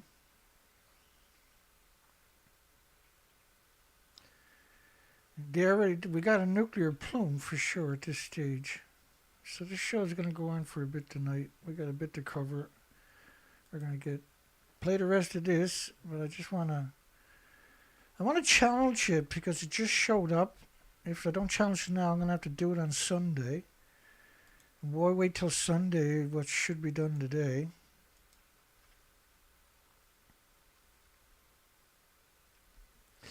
Oh, I know. Hang on with me. I do got...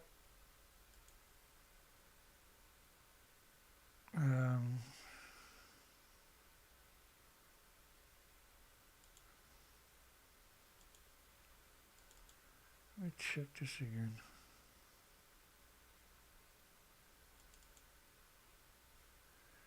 Okay, he's back there. Oh, yeah. Let me check for something. We have so much... I have so much gathered up just for an occasion like this, but we weren't prepared for them to be gone to war tonight, right? We were just going to have a conversation because clearly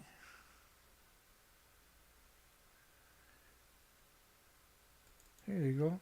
Here's just one of the many ultra-Orthodox Jews bragging about their Talmud and Torah. Most Jews do not fully... Let me turn it down a bit. Here we go. Most Jews do not fully understand the central message of Purim. And that message is, very briefly and simply, that we, the Jewish people, are commanded to destroy the enemies of our people in all times, in all places, as happened, as described in detail in Megillat Esther, in the book of Esther, where we find that 75,811 of our enemies were destroyed, including women and children. Some people are apparently capable of reading this Megillah twice on the day of Purim, year in, year out, without actually seeing what it says, or without asking themselves the question, why did this take place? Why were so many people killed? Why were women and children killed? But the answer is very simple, straightforward. Perhaps it is not politically correct in the eyes of some, but it is the true, authentic, and absolutely essential message of Purim, and it is the central truth of the Torah. The message of Purim is not about commemorating a past event. It is rather commemorating and remembering a past event in order that we know how to behave today in the present and in the future. Here, Rambam mentions in Halakha Dalad, Halakha Hey, two separate miswot aseh, two positive commandments of the Torah. One is to destroy the 7 nations mentioned a number of times in the Torah, who resided in Eretz Yisrael at the time when the Jewish people entered the land, to destroy those nations who claim this land for themselves. The second mitzvah, immediately after that, it is a mitzvah aseh to destroy Amalek and his descendants. The concept of Amalek still exists. We read every year, before Purim, we read Parashat Zachor, where we are commanded by Hashem to remember that which Amalek did to us and to destroy them. Again, that's a call for genocide. Now, to bring it all together, why I showed you that will help probably. Because his youngest son won a contest, a unique contest when he was 15 years old. He could recite any verse of the Torah or the Talmud on demand. So if you ask him a justification, if his dad, Benjamin Netanyahu, or whatever his actual last name really is, asked him to justify killing all the Palestinians, his son can justify it and reassure his dad he had the moral compass. He raised his son, particularly, I would imagine, just to do that, so he would have a weapon that he can trust right at his side. But you really got to be some sadistic personality to go that route. He certainly fits that model. And he's aligned with the Orthodox Jews. That's basically who elected him this time around. Let's keep playing this. Today, Israel is responding to those genocidal calls with action and with a call of our own. Long live Israel and long live America. Our action will help make the world a much safer place. I want to thank President Trump for his leadership in confronting Iran's nuclear weapons program. He has made clear time and again that Iran cannot have a nuclear enrichment program. Today, it is clear that Iran is just buying for time. It refuses to agree to this basic requirement of peaceful nations. Which means they have to take apart their entire nuclear industry, otherwise they're going to attack them and destroy their country. You threaten them more than they threaten you, but many times over. This is absurdness. It's heartbreaking. That is why we have no choice but to act, and act now. You can't take out their system, as far as I know, from what I've been seeing over the last number of years. It's deep underground. You've got no missiles can penetrate it, and they have ability to defend themselves. It'll be interesting to see in a couple of hours, did they even make it into the country? They might not even made it into the country. The hardest decision any leader has to make painted up the last time is to thwart a danger before it is fully materialized. Nearly a century ago, facing the Nazis, a generation of leaders failed to act in time. They were paralyzed by the horrors of World War I. They were determined to avoid war at all costs, and they got the worst war ever. They adopted a policy of appeasement. They closed their eyes and ears to all the warning signs. That failure to act resulted in World War II, the deadliest war in history. It claimed the lives of 60 million, including 6 million. 6 million Jews and 54 million of our friends and families and loved ones. And they turned, as soon as we got them somewhere else, they turned their backs on everybody, and then they tried to destroy the whole friggin' planet. Like they've been nothing but pricks since they've been liberated to humanity. Million Jews, a third of my people. Yeah, what about the 54 fucking million people that died? Never forget, never forgive, buddy. What a piece of shit. Putting their 6 million ahead of the 54 million people that saved their punk bitch asses that couldn't save themselves. Really, 6 million? They didn't even fight back, did they?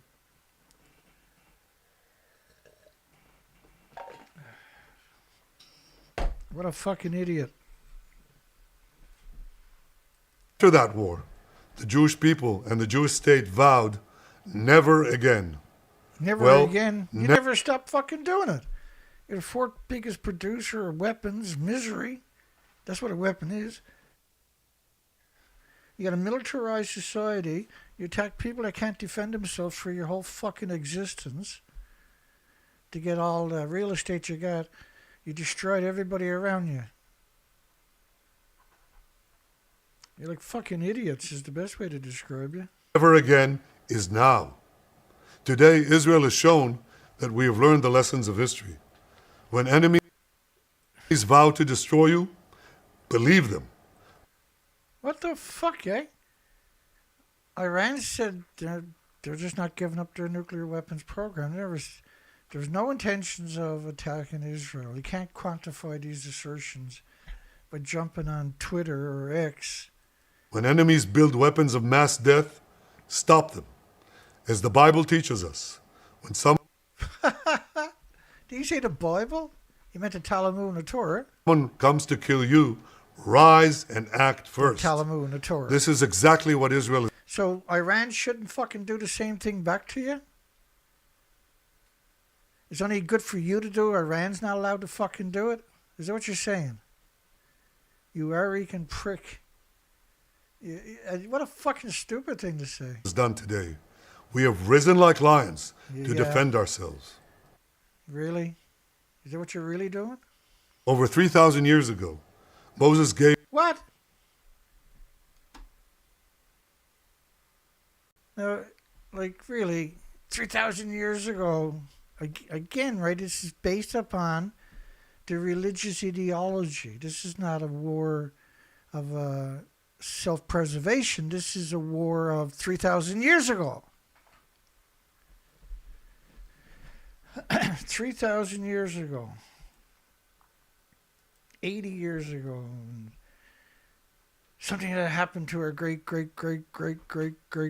fucking great grandpappies 3,000 years ago.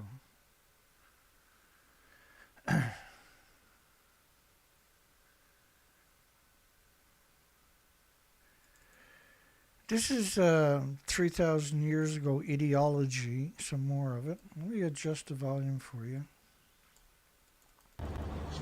There is no mercy. You may think you're being merciful to a child, but you're not being merciful to the child. You're being vicious to the ultimate victim that this child will grow up and kill. Because the ideology that that child will grow up with is even worse than the ideology of his father.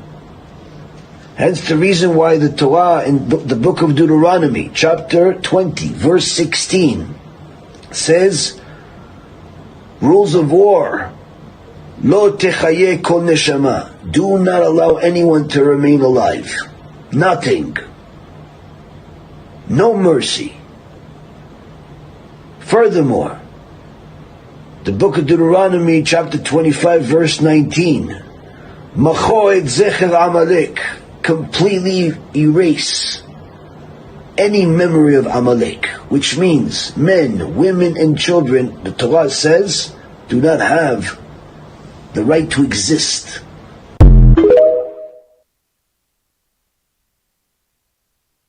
So nobody got the right to exist. Just what do you mean by that?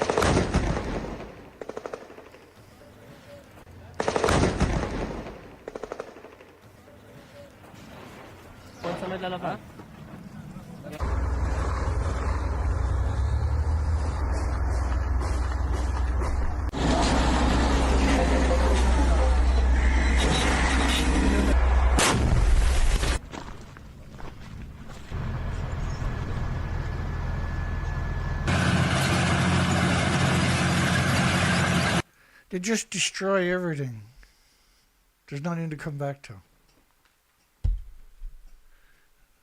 Religion of peace. So he's invoking 3,000 years ago. That's exactly what he's talking about, is Amalek. Give the people of Israel a message that has steeled their resolve ever since. Be strong and courageous, he said.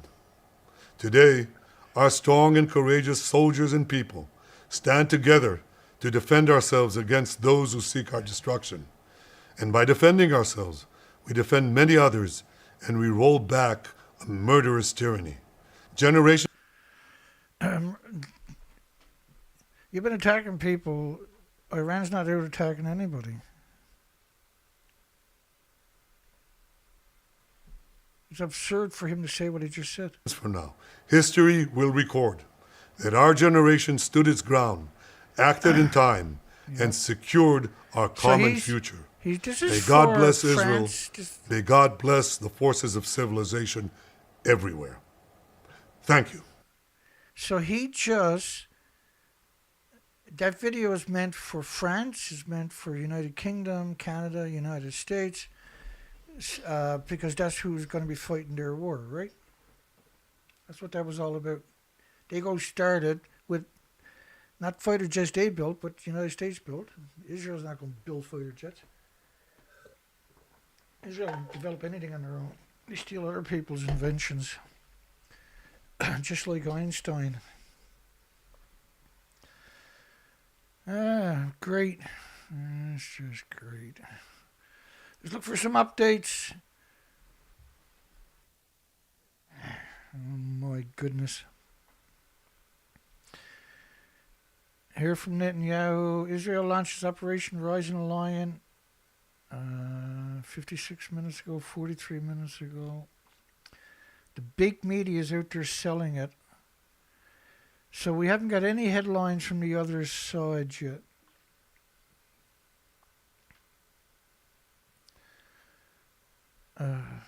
What to watch for? Explosions boom across Tehran. 46 minutes. So all the major media, that means that all the spider bots are going to grab that. So you're getting all these public relation firms are coming out for Israel. Bitcoin sinks as Israel escalates Iran's standoff with airstrikes, which are framing a narrative as if Israel can do no harm.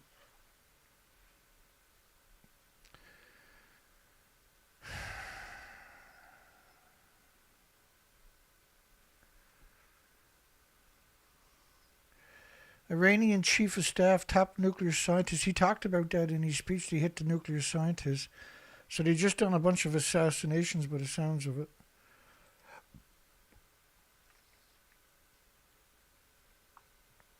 Let me see here. State of emergency declared in Israel following the action. They all got bomb shelters. I'm assuming that Iran, now here's my take on,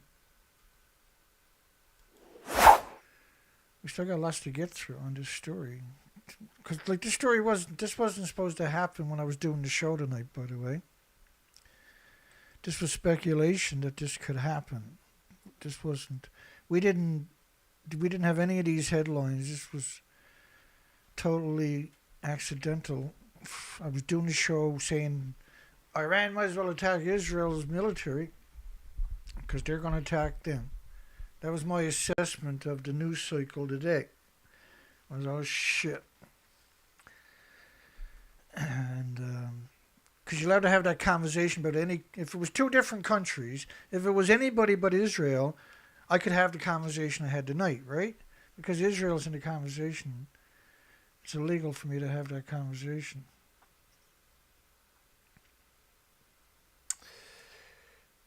Iran's nuclear chief accuses the West of using the International Atomic Energy Agency to pressure Tehran. Well, all of these headlines don't matter anymore. Which is the problem. Because they gone and done it. My show was based on the premises that it was going to happen, not after it happened. Israel, so you can see the headlines from today, how they were. Israel says the world must respond decisively to Iran's nuclear non-compliance. So that was, I said to myself when I was going through all of these headlines, I'm not going to go through the stories, maybe I still will. The IAEA formally declares Iran non-compliant. That was everywhere today too. And so I should have understood, and I kind of did because that's why I done the show. It's an unusual headline, you got to admit. And same thing with the poll. Should Iran destroy Israeli military sites and nuclear weapons before the Zionists can launch an attack? How could you, what's the odds of me doing a video like that and then it happens? Really, what's the odds? Pretty slim to none, isn't it? But it's actually, I was just predicting that this was going to happen. I wasn't expecting it today, so I'm still kind of in shock. And we don't know, right? Because what happened the last time was Israel sent the jets down, but the jets didn't come back with photography or pictures, or they didn't have satellite pictures later or anything. They didn't have people. Everybody got a camera. You'd think somebody would have been on the ground showing the damage that Israel claimed they done, right? Didn't happen. Iran's version was that they painted up the jet fighters and they turned back immediately, most likely in pure terror, because it meant that they could have been taken out of the sky. They're expensive jets, right? That would have been a huge loss. And their radars were jammed and then they got painted, so they bailed. So they doubt if it's homegrown technology that done that. They assume it was Russian or Chinese technology that painted them up. Now remember, there was thousands of containers at a container ship dock that got blew up, significantly blew up. Like thousands of cars got crushed by the explosion a few months ago, right? That was a very important facility. But Iran's version is they got hundreds and hundreds of thousands of sophisticated drones, hundreds and hundreds and hundreds of thousands of older drones that are still very useful, long-range drones. They've already proved they can reach Israel. And they got hypersonic missiles, ballistic missiles. They have their missiles. What they done was the missiles come into Israel and sent out 15 or 20 duds. They were, actual bombs, but they were considered just to draw fire away. So Israel's defense missile had all these easy targets to lock onto, and they did. That was part of the program. And then they came in behind it and hit the targets, the military targets. And Iran refused to acknowledge any of this, or Israel refused to acknowledge any of this. They painted a different story. But when you listen to both sides, Iran's story had the evidence, Israeli didn't. And Israel had, if they'd done it, why not show the evidence, right? Think about this headline from last year. The Ramadan is the best time to kill the Palestinians. They're weak and tired. Israeli Knesset member. Again, you see this, Prime Minister, we played his video from tonight, from an hour ago. And he always claims they never had this this consensus in the country. But this is the whole country's like that. There's some good people in Israel, but majority of the country is insane.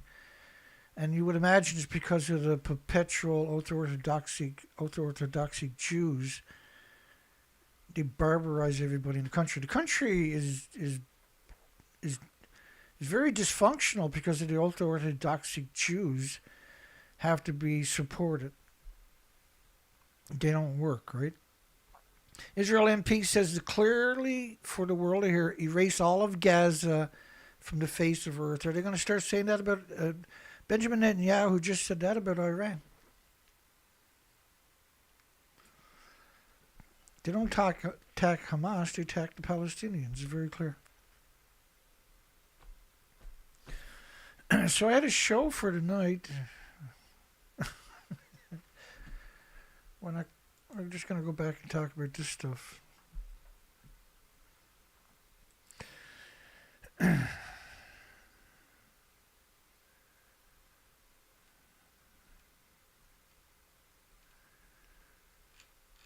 And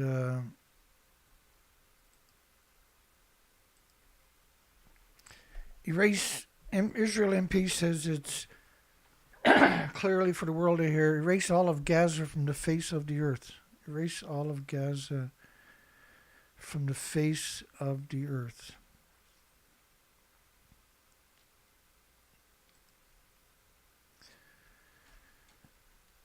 All right, so let's go back and look at the news cycle here for a few minutes. Bitcoin sinks, Iranian chief of staff, nuclear scientist likely killed.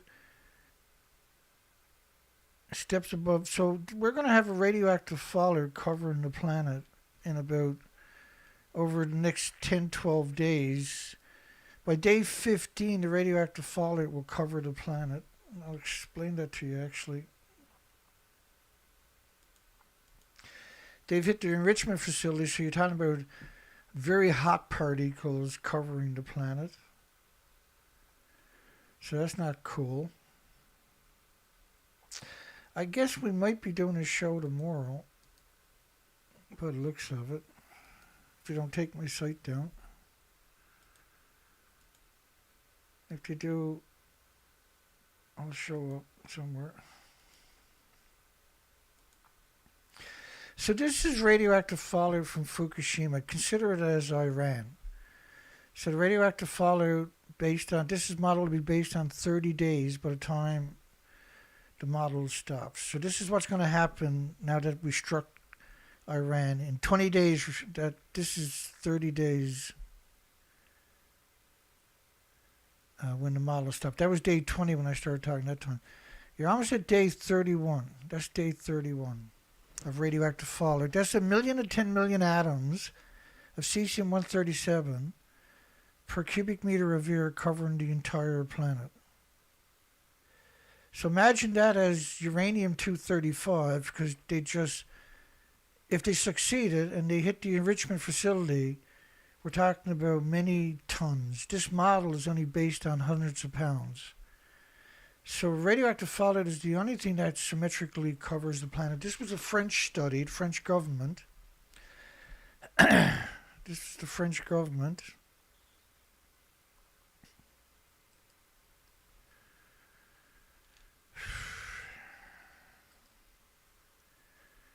This is the French government. Of 1 million, 10 million atoms per cubic meter of air.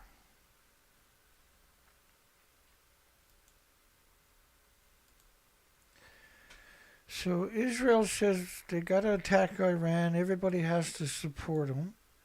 That means it's going down. Because they're terrified that they might get bombed back. They're very concerned that they're going to get bombed back, and so therefore they got to attack anybody that might have a bomb on the planet, the entire planet, forever. Now is what they're saying. So where is this going to be? I wonder what the story is going to be tomorrow, man. Is Iran going to attack right away, or is it going to be a week or 2 weeks? If Israel continues to bomb them, is Iran just going to jump the gun and start breaking cover? They're under a lot of scrutiny. Satellites are locked onto them right now. If they start launching, they're going to be easy targets. But Israel seems, Benjamin Netanyahu seems quite happy that everybody's going to have to go die for Israel again. About 54 million dying for Israel the last time wasn't enough.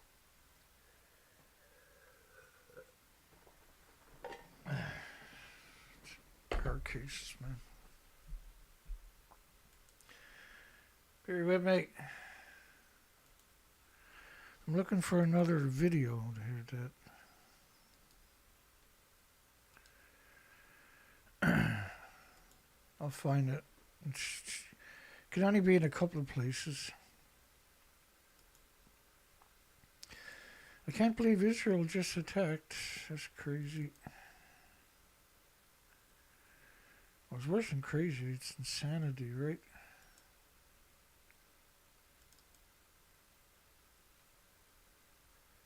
Let me see if I can find it.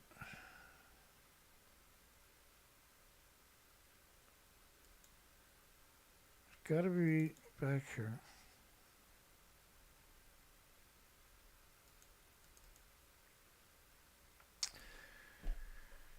I played that one. That's not what I'm looking for. I'm looking for that other video from October the 8th, the next day. Just see if I can find that. The problem is there was so much documentation came out originally.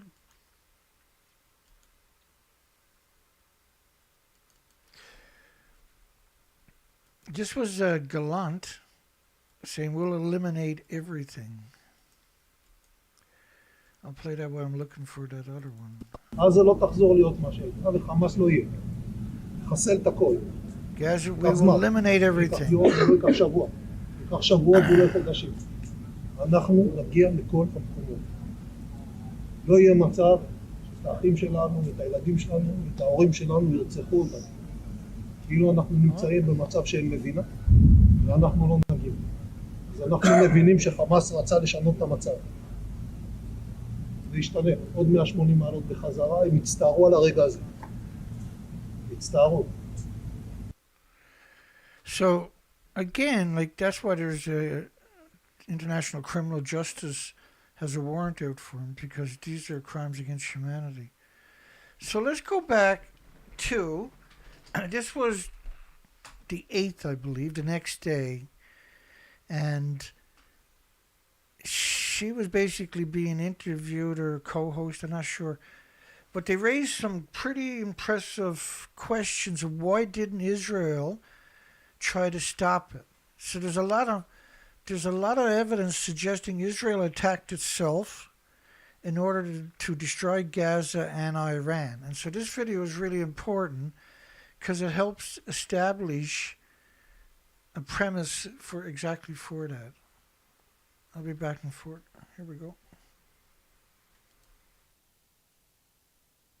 When I saw the attacks, my first thought literally was, how is this even possible on that border that it could be breached by so many people simultaneously? One would have expected, if an attack had been successful, that the number of people who got through initially would have been small. You know, if 5 people had gotten through out of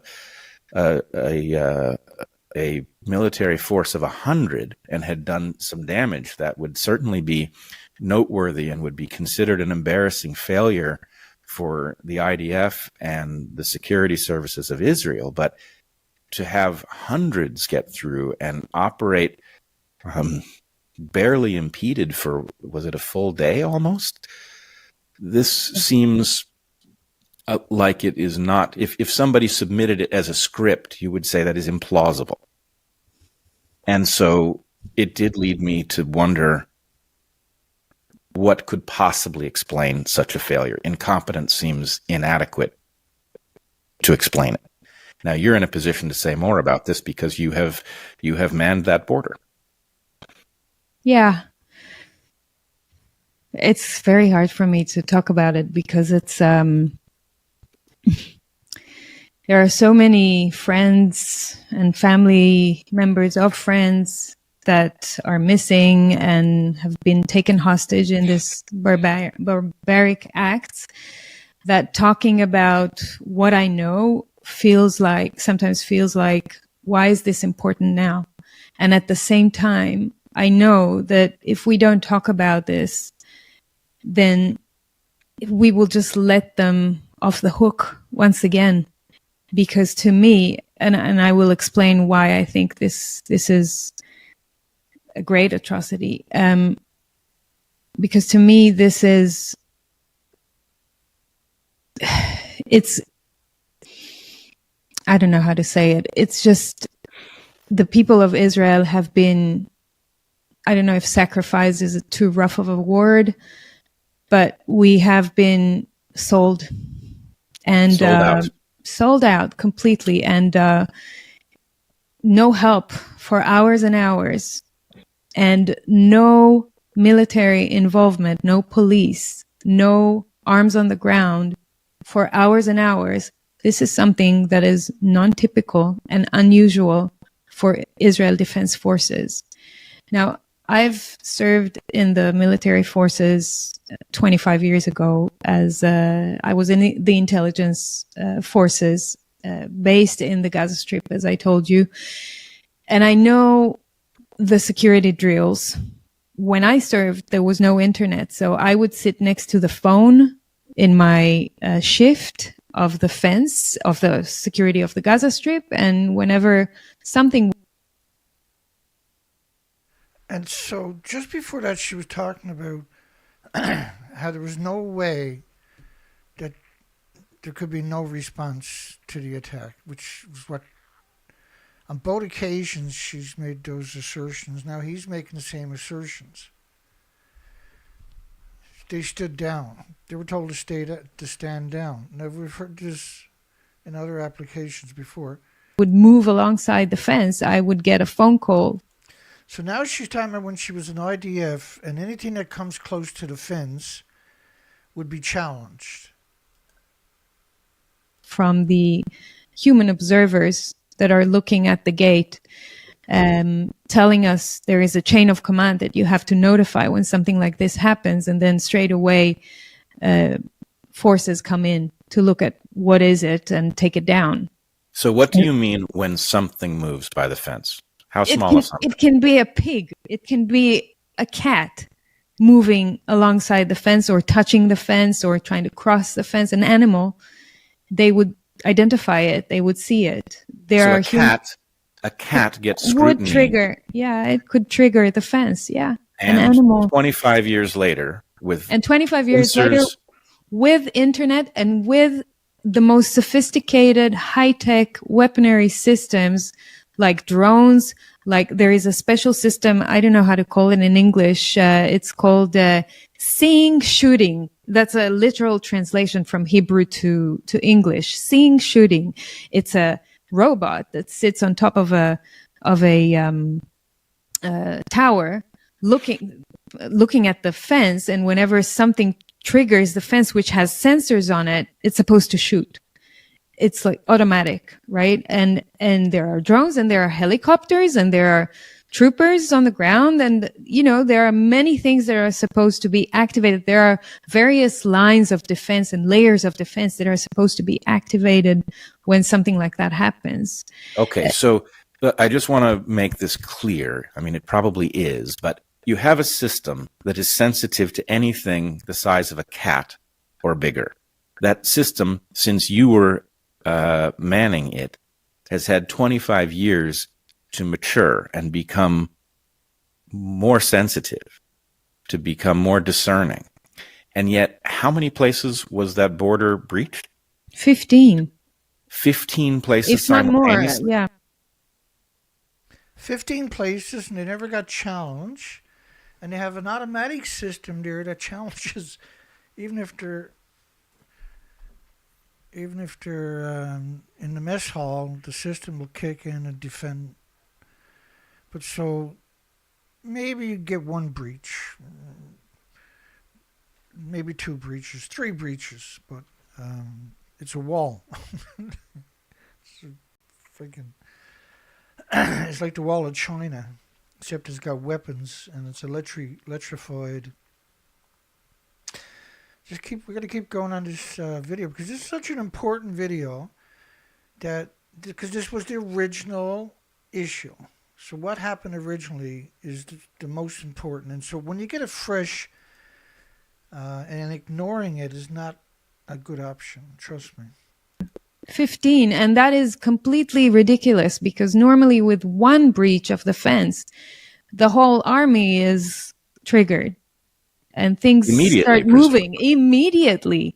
Things start moving immediately. And here there was nothing for hours. And so I want to talk about some of the explanations that have been given so far. There are some unbacked. I have to say that these explanations are unbacked by any evidence or proof so far, but they have been thrown out to the air or to the mainstream media. It started with Iranian cyber attack that took down the IDF tech infrastructure that was running around for a while. Okay, that because they took down the IDF technology infrastructure, there was no way for the technology to operate. All right, let me just I think it's highly unlikely. Even if it was true, one would imagine that especially was it within one day of the 50th anniversary of the Yom Kippur War, there is a cyber attack that doesn't result in every person being called up simultaneously and placed on whatever border is most likely to be breached under those conditions. Yeah. I mean, wouldn't it? Of course, that's why it's completely unlikely. And what about the backup systems and how come? And then I'm asking myself, okay, if this is true, then how come all the civilian infrastructure was still working? We had no problem with any other infrastructure. Just the IDF one was hurt. This just doesn't add up. And then it moved on to the narrative of a takedown of the observer lookouts, including the human observer soldiers that were there. They said that the terrorists came into the bunker and just murdered or killed everyone. And we still don't know if this is true or not. But that That was would the seem next. like a simple factual question. Yeah, and we don't know. There was no explanation or fact released to us about that. It was just a rumor. Again, were such a thing to have happened, I don't think you need to be a military strategist to imagine that the next thing you do is marshal an overwhelming force to the area that has just been blinded by the murder of the people manning the border. Correct. And yet that did not happen. No, it did not happen. And then you get some other soldiers talking on social media, tweeting on social media, saying that leave the observers alone. They were heroes. They did notify. They were there, and they notified the forces that they were supposed to notify, but no one answered. So everybody was taking a siesta. Hang on. Great. It just goes to get on the camera. My eyes gets fucking itchy. Excuse the language. All right. So this story just showed up. Israel strikes dozens of Iran's nuclear facilities. Dozens. What does that mean?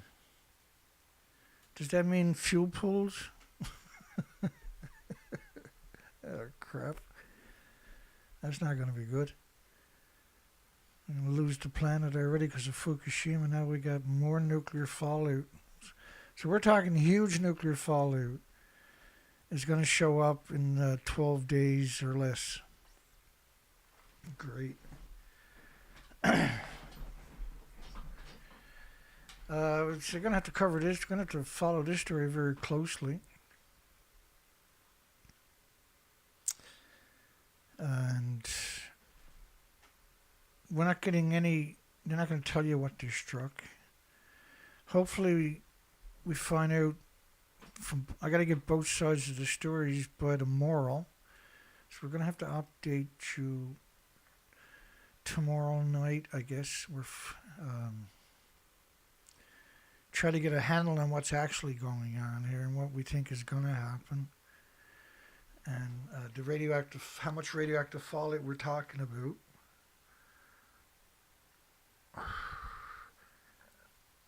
I'm going to have to aggregate everything for at least the next couple of weeks, by the looks of it. Because the best way to tell a story is in hindsight, right?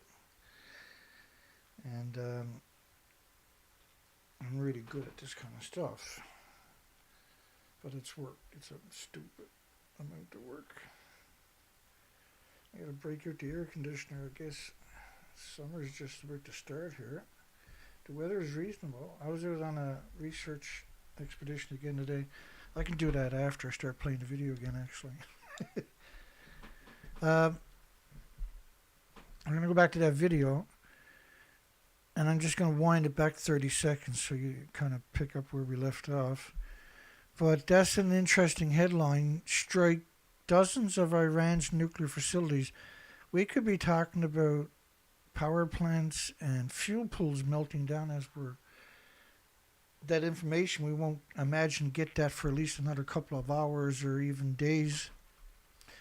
And hopefully by tomorrow we got a bigger handle on this. We're coming back to that video. Such an important video, such an appropriate video for tonight. Everything they're talking about raises serious questions about the whole campaign and the genocide, the Holocaust going on in Gaza. But now we're looking at Iran, which didn't attack Israel again, was surrounded by bases for the last couple of decades. Just heartbreaking news here tonight. Here we go. Again, who knows? An overwhelming force to the area that has just been blinded by the murder of the people manning the border. Correct. And yet that did not happen. No, it did not happen. And then you get some other soldiers talking on social media, tweeting on social media, saying that leave the observers alone. They were heroes. They did notify They were there and they notified the forces that they were supposed to notify, but no one answered. So again, who knows? It's again another contradiction. We don't know. And then the next thing that happened, it was this morning when I received this information that Air Force pilots shared stories on their Twitter account, it's in Hebrew, that they were up in the air fighting and protecting already 45 minutes after the breaches. Now that is, I'm sorry to say it like that blatantly, that is a lie, because we have people on the ground in all the different villages in the Gaza envelope area around the Gaza Strip that they see every movement in the sky whenever there's a helicopter or a jet or anything. And so that's really important, right? That's confirmation, from independent confirmation from multiple sources that the jet fighters weren't up there attacking. And that's considered, the only way that can happen is if it was meant to happen, it was planned to happen, rather. And then anybody that wanted to fight couldn't fight, or they didn't get the broadcast, it was on purpose.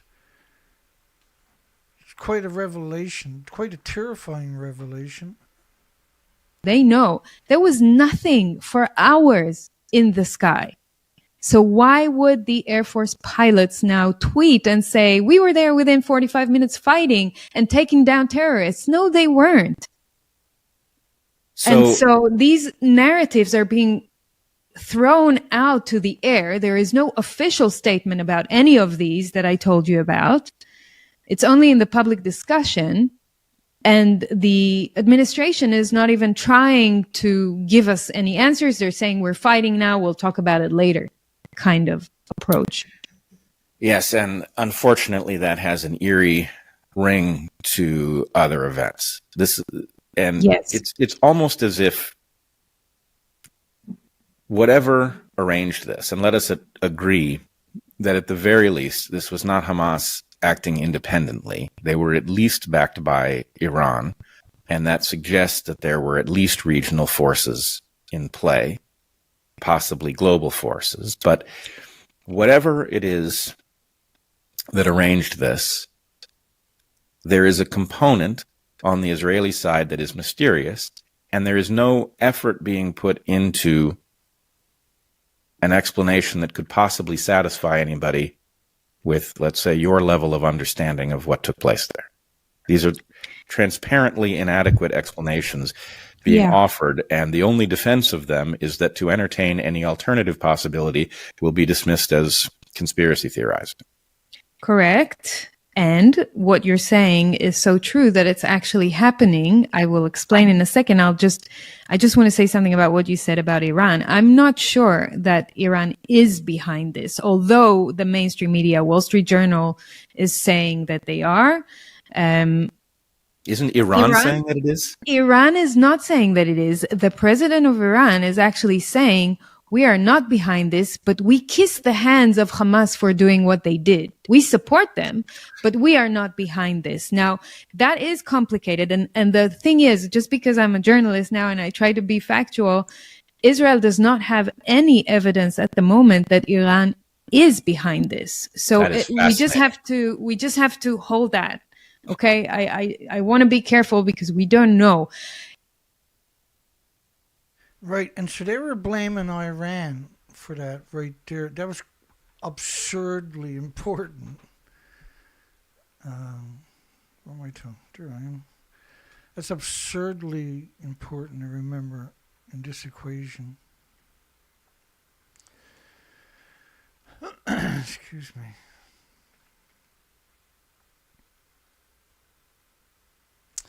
So, trying to blame Iran for that, and of course, they've been doing this for a long time, claiming Iran is going to kill them and going to nuke them, and they're the enemies. But according to the Talmud and the Torah, and when we played the video of Prime Minister Benjamin Netanyahu's speech from a few hours ago, he invoked that again, as he did at the beginning of this conflict, this genocide, leads. Now, they're clearly painting the picture through very hard evidence, documented, easily to verify evidence that they are saying the deep state wants a war, and this is how it was meant to play out. And that was the catalyst used now for the next war. It's absurdly frightening to hear her say that. Let me just go back a couple of little tiny bit here. And the thing is, just because I'm a journalist now and I try to be factual, Israel does not have any evidence at the moment that Iran is behind this. So we just have to hold that. Okay, I want to be careful because we don't know. It may have been, by the way, a Hamas soldier that was captured by the Israeli Defense Forces now in the last couple of days. In his investigation, he said that they were working on this drill for 1 year. They were planning and preparing for this for 1 year, and that they were shocked that the IDF did not show up until 5 hours later. And he said another thing. He said that they were the one. I mean, he said it was their initiative. He didn't mention Iran at all. He said that they were working on it with 1,000 soldiers. Now, as I said before, Hamas did grow to really big dimensions, and they do have a lot of weaponry and a lot of sophistication, and they should not be disrespected in terms of military power. And so it is possible that they did it themselves. The only thing I would speculate is that they were supposed to come in and do a smaller scenario, a smaller event. But since they bumped into this party, they did an ISIS trick that didn't end well. That's what I speculate. I don't know if it was planned to be that big as it was, and very gory. And I have really gory descriptions, which we will not go into. But I don't know if they had planned all of what has happened. Now, I have an opinion on that, actually, because I know the details. And there was something I can see the settlers doing. If you had to dress the settlers up as the boogeyman and set them loose on these people, because they really disrespect the people like that because of the ultra-Orthodox Jews, Israeli ideology, and because they're savages, I could see him doing that. And because Benjamin Netanyahu is aligned with the Orthodox Jews, right, and that his son is able to won a contest to recite the Torah and the Talmud, will give you context of how really far down the rabbit hole he is. It's an extraordinary thing if it's true. In such detail. And one last point about that, there is a retired general, his name is Yitzhak Brick. He said that Gadi Eisenkot, which was the former IDF chief of general staff, fought to hide his report on the IDF's unpreparedness for war. And Brick said this in April this year, and also a few weeks ago in an interview, and many, many times before, that Israel is not ready for an all-out war, and laid out the reasons for it. And he's been knocking on the doors of the prime minister and the higher generals in the army and the minister of defense, but no one would listen to him. And he was also banned from mainstream media. They would not give him a stage. And this is a retired general of the IDF, right? It's not someone that came from the street analyzing what they're doing. It's coming from within the system. And he's saying, we are not prepared if something like this is about to happen. So he's like pointing on all the different flaws of the army that maybe, and I know that I'm now complicating this even more because I'm saying maybe really the IDF was not ready and something really bad is going on in the IDF since I was there 25 years ago. I don't know. I don't know either.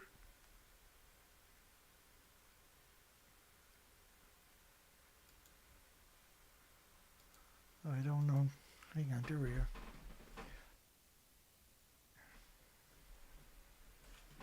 Well, let's check the news cycle here. Maybe.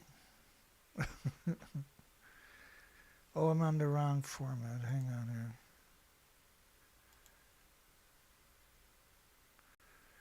It should be right there. There we go. So let's refresh that page. That's the last hour. So let me make sure. Yeah, last hour. Israel strikes Iran. As fears of another war mounts, Israel, Iran latest.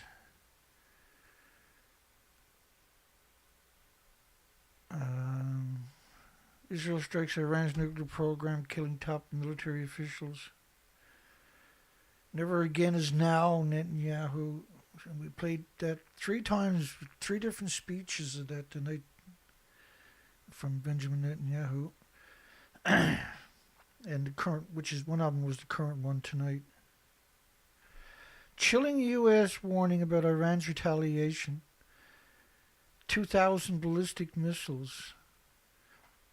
My understanding is they got over 100,000 of them. They can send 1,000 a day for extended periods because they can manufacture more as the war is going because they're deep underground, over thousands of miles of underground tunnels.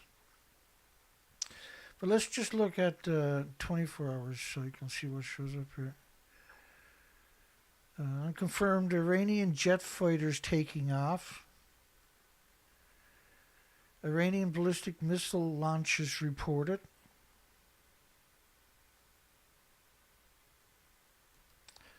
That's 4 weeks. Israel strikes Iran's nuclear missile sites. Never again. Yeah. 43 minutes ago. 7 minutes. Israel strikes nuclear, killing top military officials. We want the most recent ones. Let me check that again. Unconfirmed, Iranian fighter jets taken off. Iranian ballistic missile launches reported. Iranian airspace is closed. All flights suspended.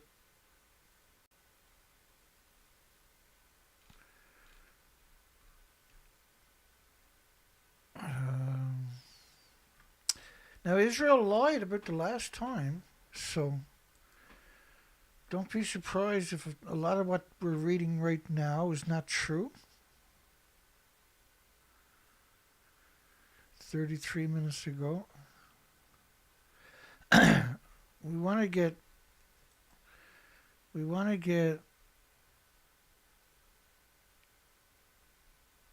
by date. Yeah, 6 minutes, 8 minutes, there you go. Israel strikes Iran, killing top military officials, explosions heard in Iran, rather. A chilling warning, U.S. Warning about Iran's retaliation as IDF launches big attack. 2,000 ballistic missiles. Is that Iran or Iran or Israel are talking about?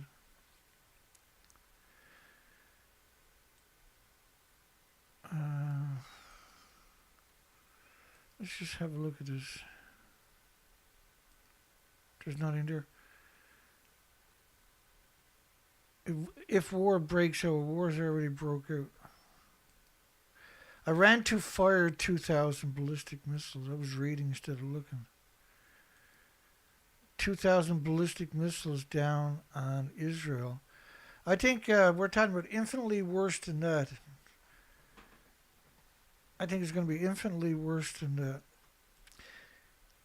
If you take out Israelis' filtration facility, their power facility, their sewage, their docks for all their container ships, and their airports, the power sources, yeah.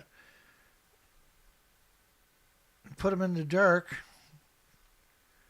they're going to shit themselves. They'll probably surrender. They've never been attacked in their own country. They're going to, if they don't surrender, they're going to panic and send nuclear out, and then, crap, it's all going to hit us. Well, I guess explosions heard in Tehran. We're not going to get much in the next hour or two, so there's no sense keep streaming. Oh shit, we've been streaming 2 hours, 50 minutes.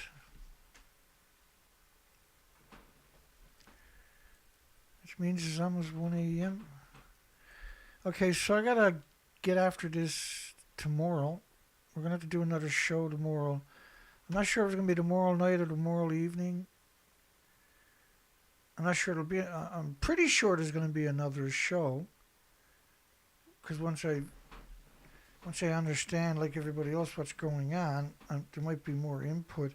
What the big concern now is if they hit dozens of nuclear facilities, we got a massive radioactive fallout about to start. We don't know how much or how long this stuff is going to be hemorrhaging out of Iran, if it's true. Right? Because if they melted down a reactor, or if they caused a meltdown at the enrichment facility, which is more than possible and likely, regardless, but it sounds like we got a huge plume coming in North America in the next 10, 12 days, or earlier or a bit later. I'll have a good idea over the next couple of days.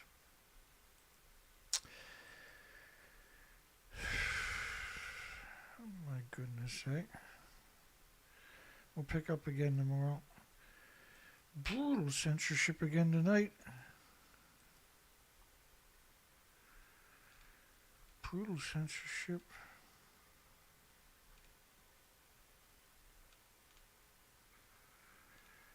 Hello, everybody.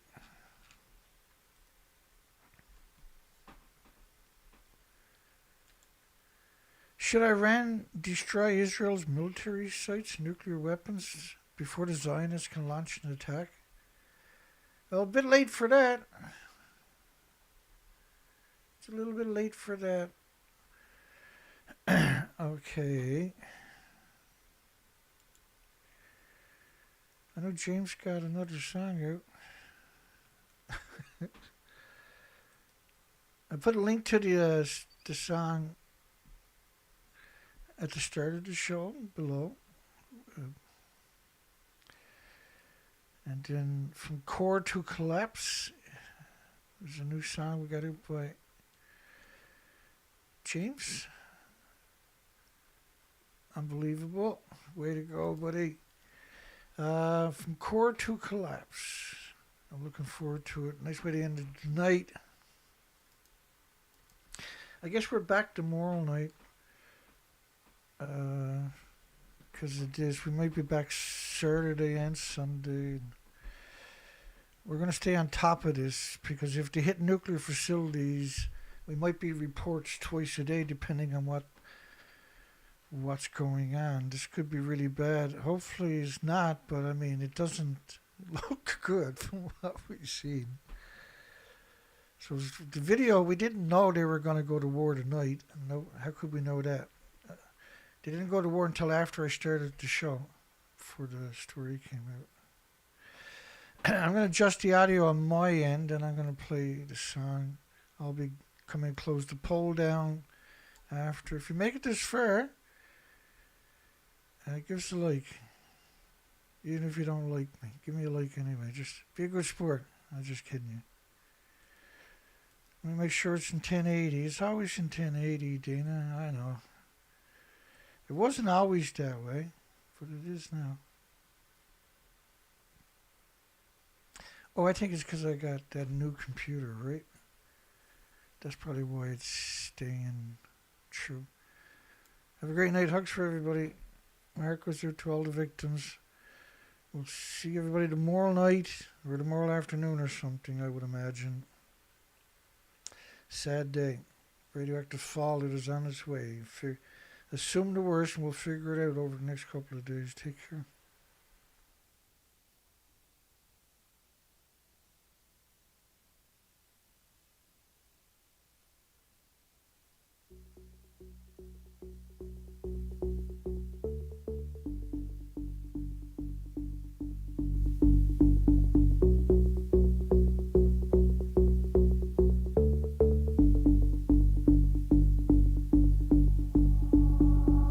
Ongoing core meltdowns for over a decade.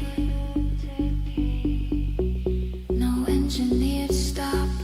Isotopes move with the tides. Phytoplankton in decline. Food source stripped to shell. Juveniles fail to return. Migration stalled. Nothing left could hold. Food chain failed, no links remain. From base to peak, the breaks sustain. No barrier kept it in. Fukushima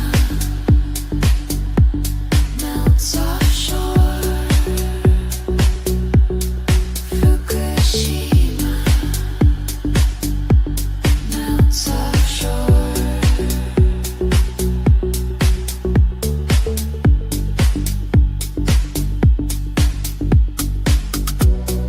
Primary input fell to none. Upwell collapse reduced by exchange. Impact lost as non-concern. 3 grams pulled, rest unreshed. Species counts fell to near zero. No spawn seen across return lines. Survey stopped at empty zones. Collapse had started undisclosed.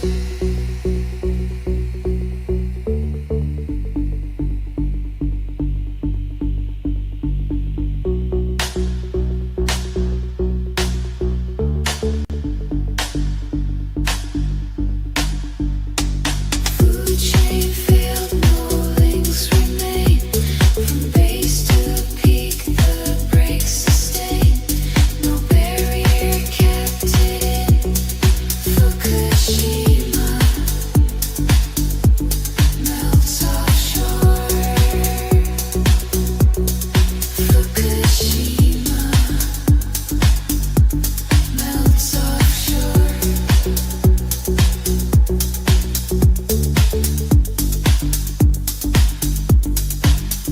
No closure, no fix. Still melting down. That was so awesome, man. Wow. And it reminded me that if they hit those nuclear facilities, are they going to try to blame the mass die-offs on Iran's nuclear fallout instead of Fukushima? That's a frightening question, isn't it? That's definitely a favorite. Woo, what a great song, man. Holy shit. That's 3 or 4 now in the last week and a half or 2 weeks with an ocean theme that are just... And the graphics was just crazy, James. Holy shit. That's crazy. Okay, so should Iran destroy Israel's military sites? That's a no-brainer, I guess, is it? Now, if it was any other country, I says that that's okay because it's Israel, I'm not allowed to say it. But we're talking about a war. We're not nothing personal. Kinda. All right. That was crazy. Alrighty. Give it up, Dana. I'm getting a little giddy now. It's 1 a.m. in the morning. I got to stall for another minute, half a minute or something. Might as well get the 3 hour punched in. Yeah, that's madness. Israel's attacked Iran. Iran, folks. Iran. Iran, rather. I'm sorry. They have attacked Iran. It's insane. This is insanity. Okay, we'll do an update tomorrow. That's all I can tell you. That's all I can tell you, man. Is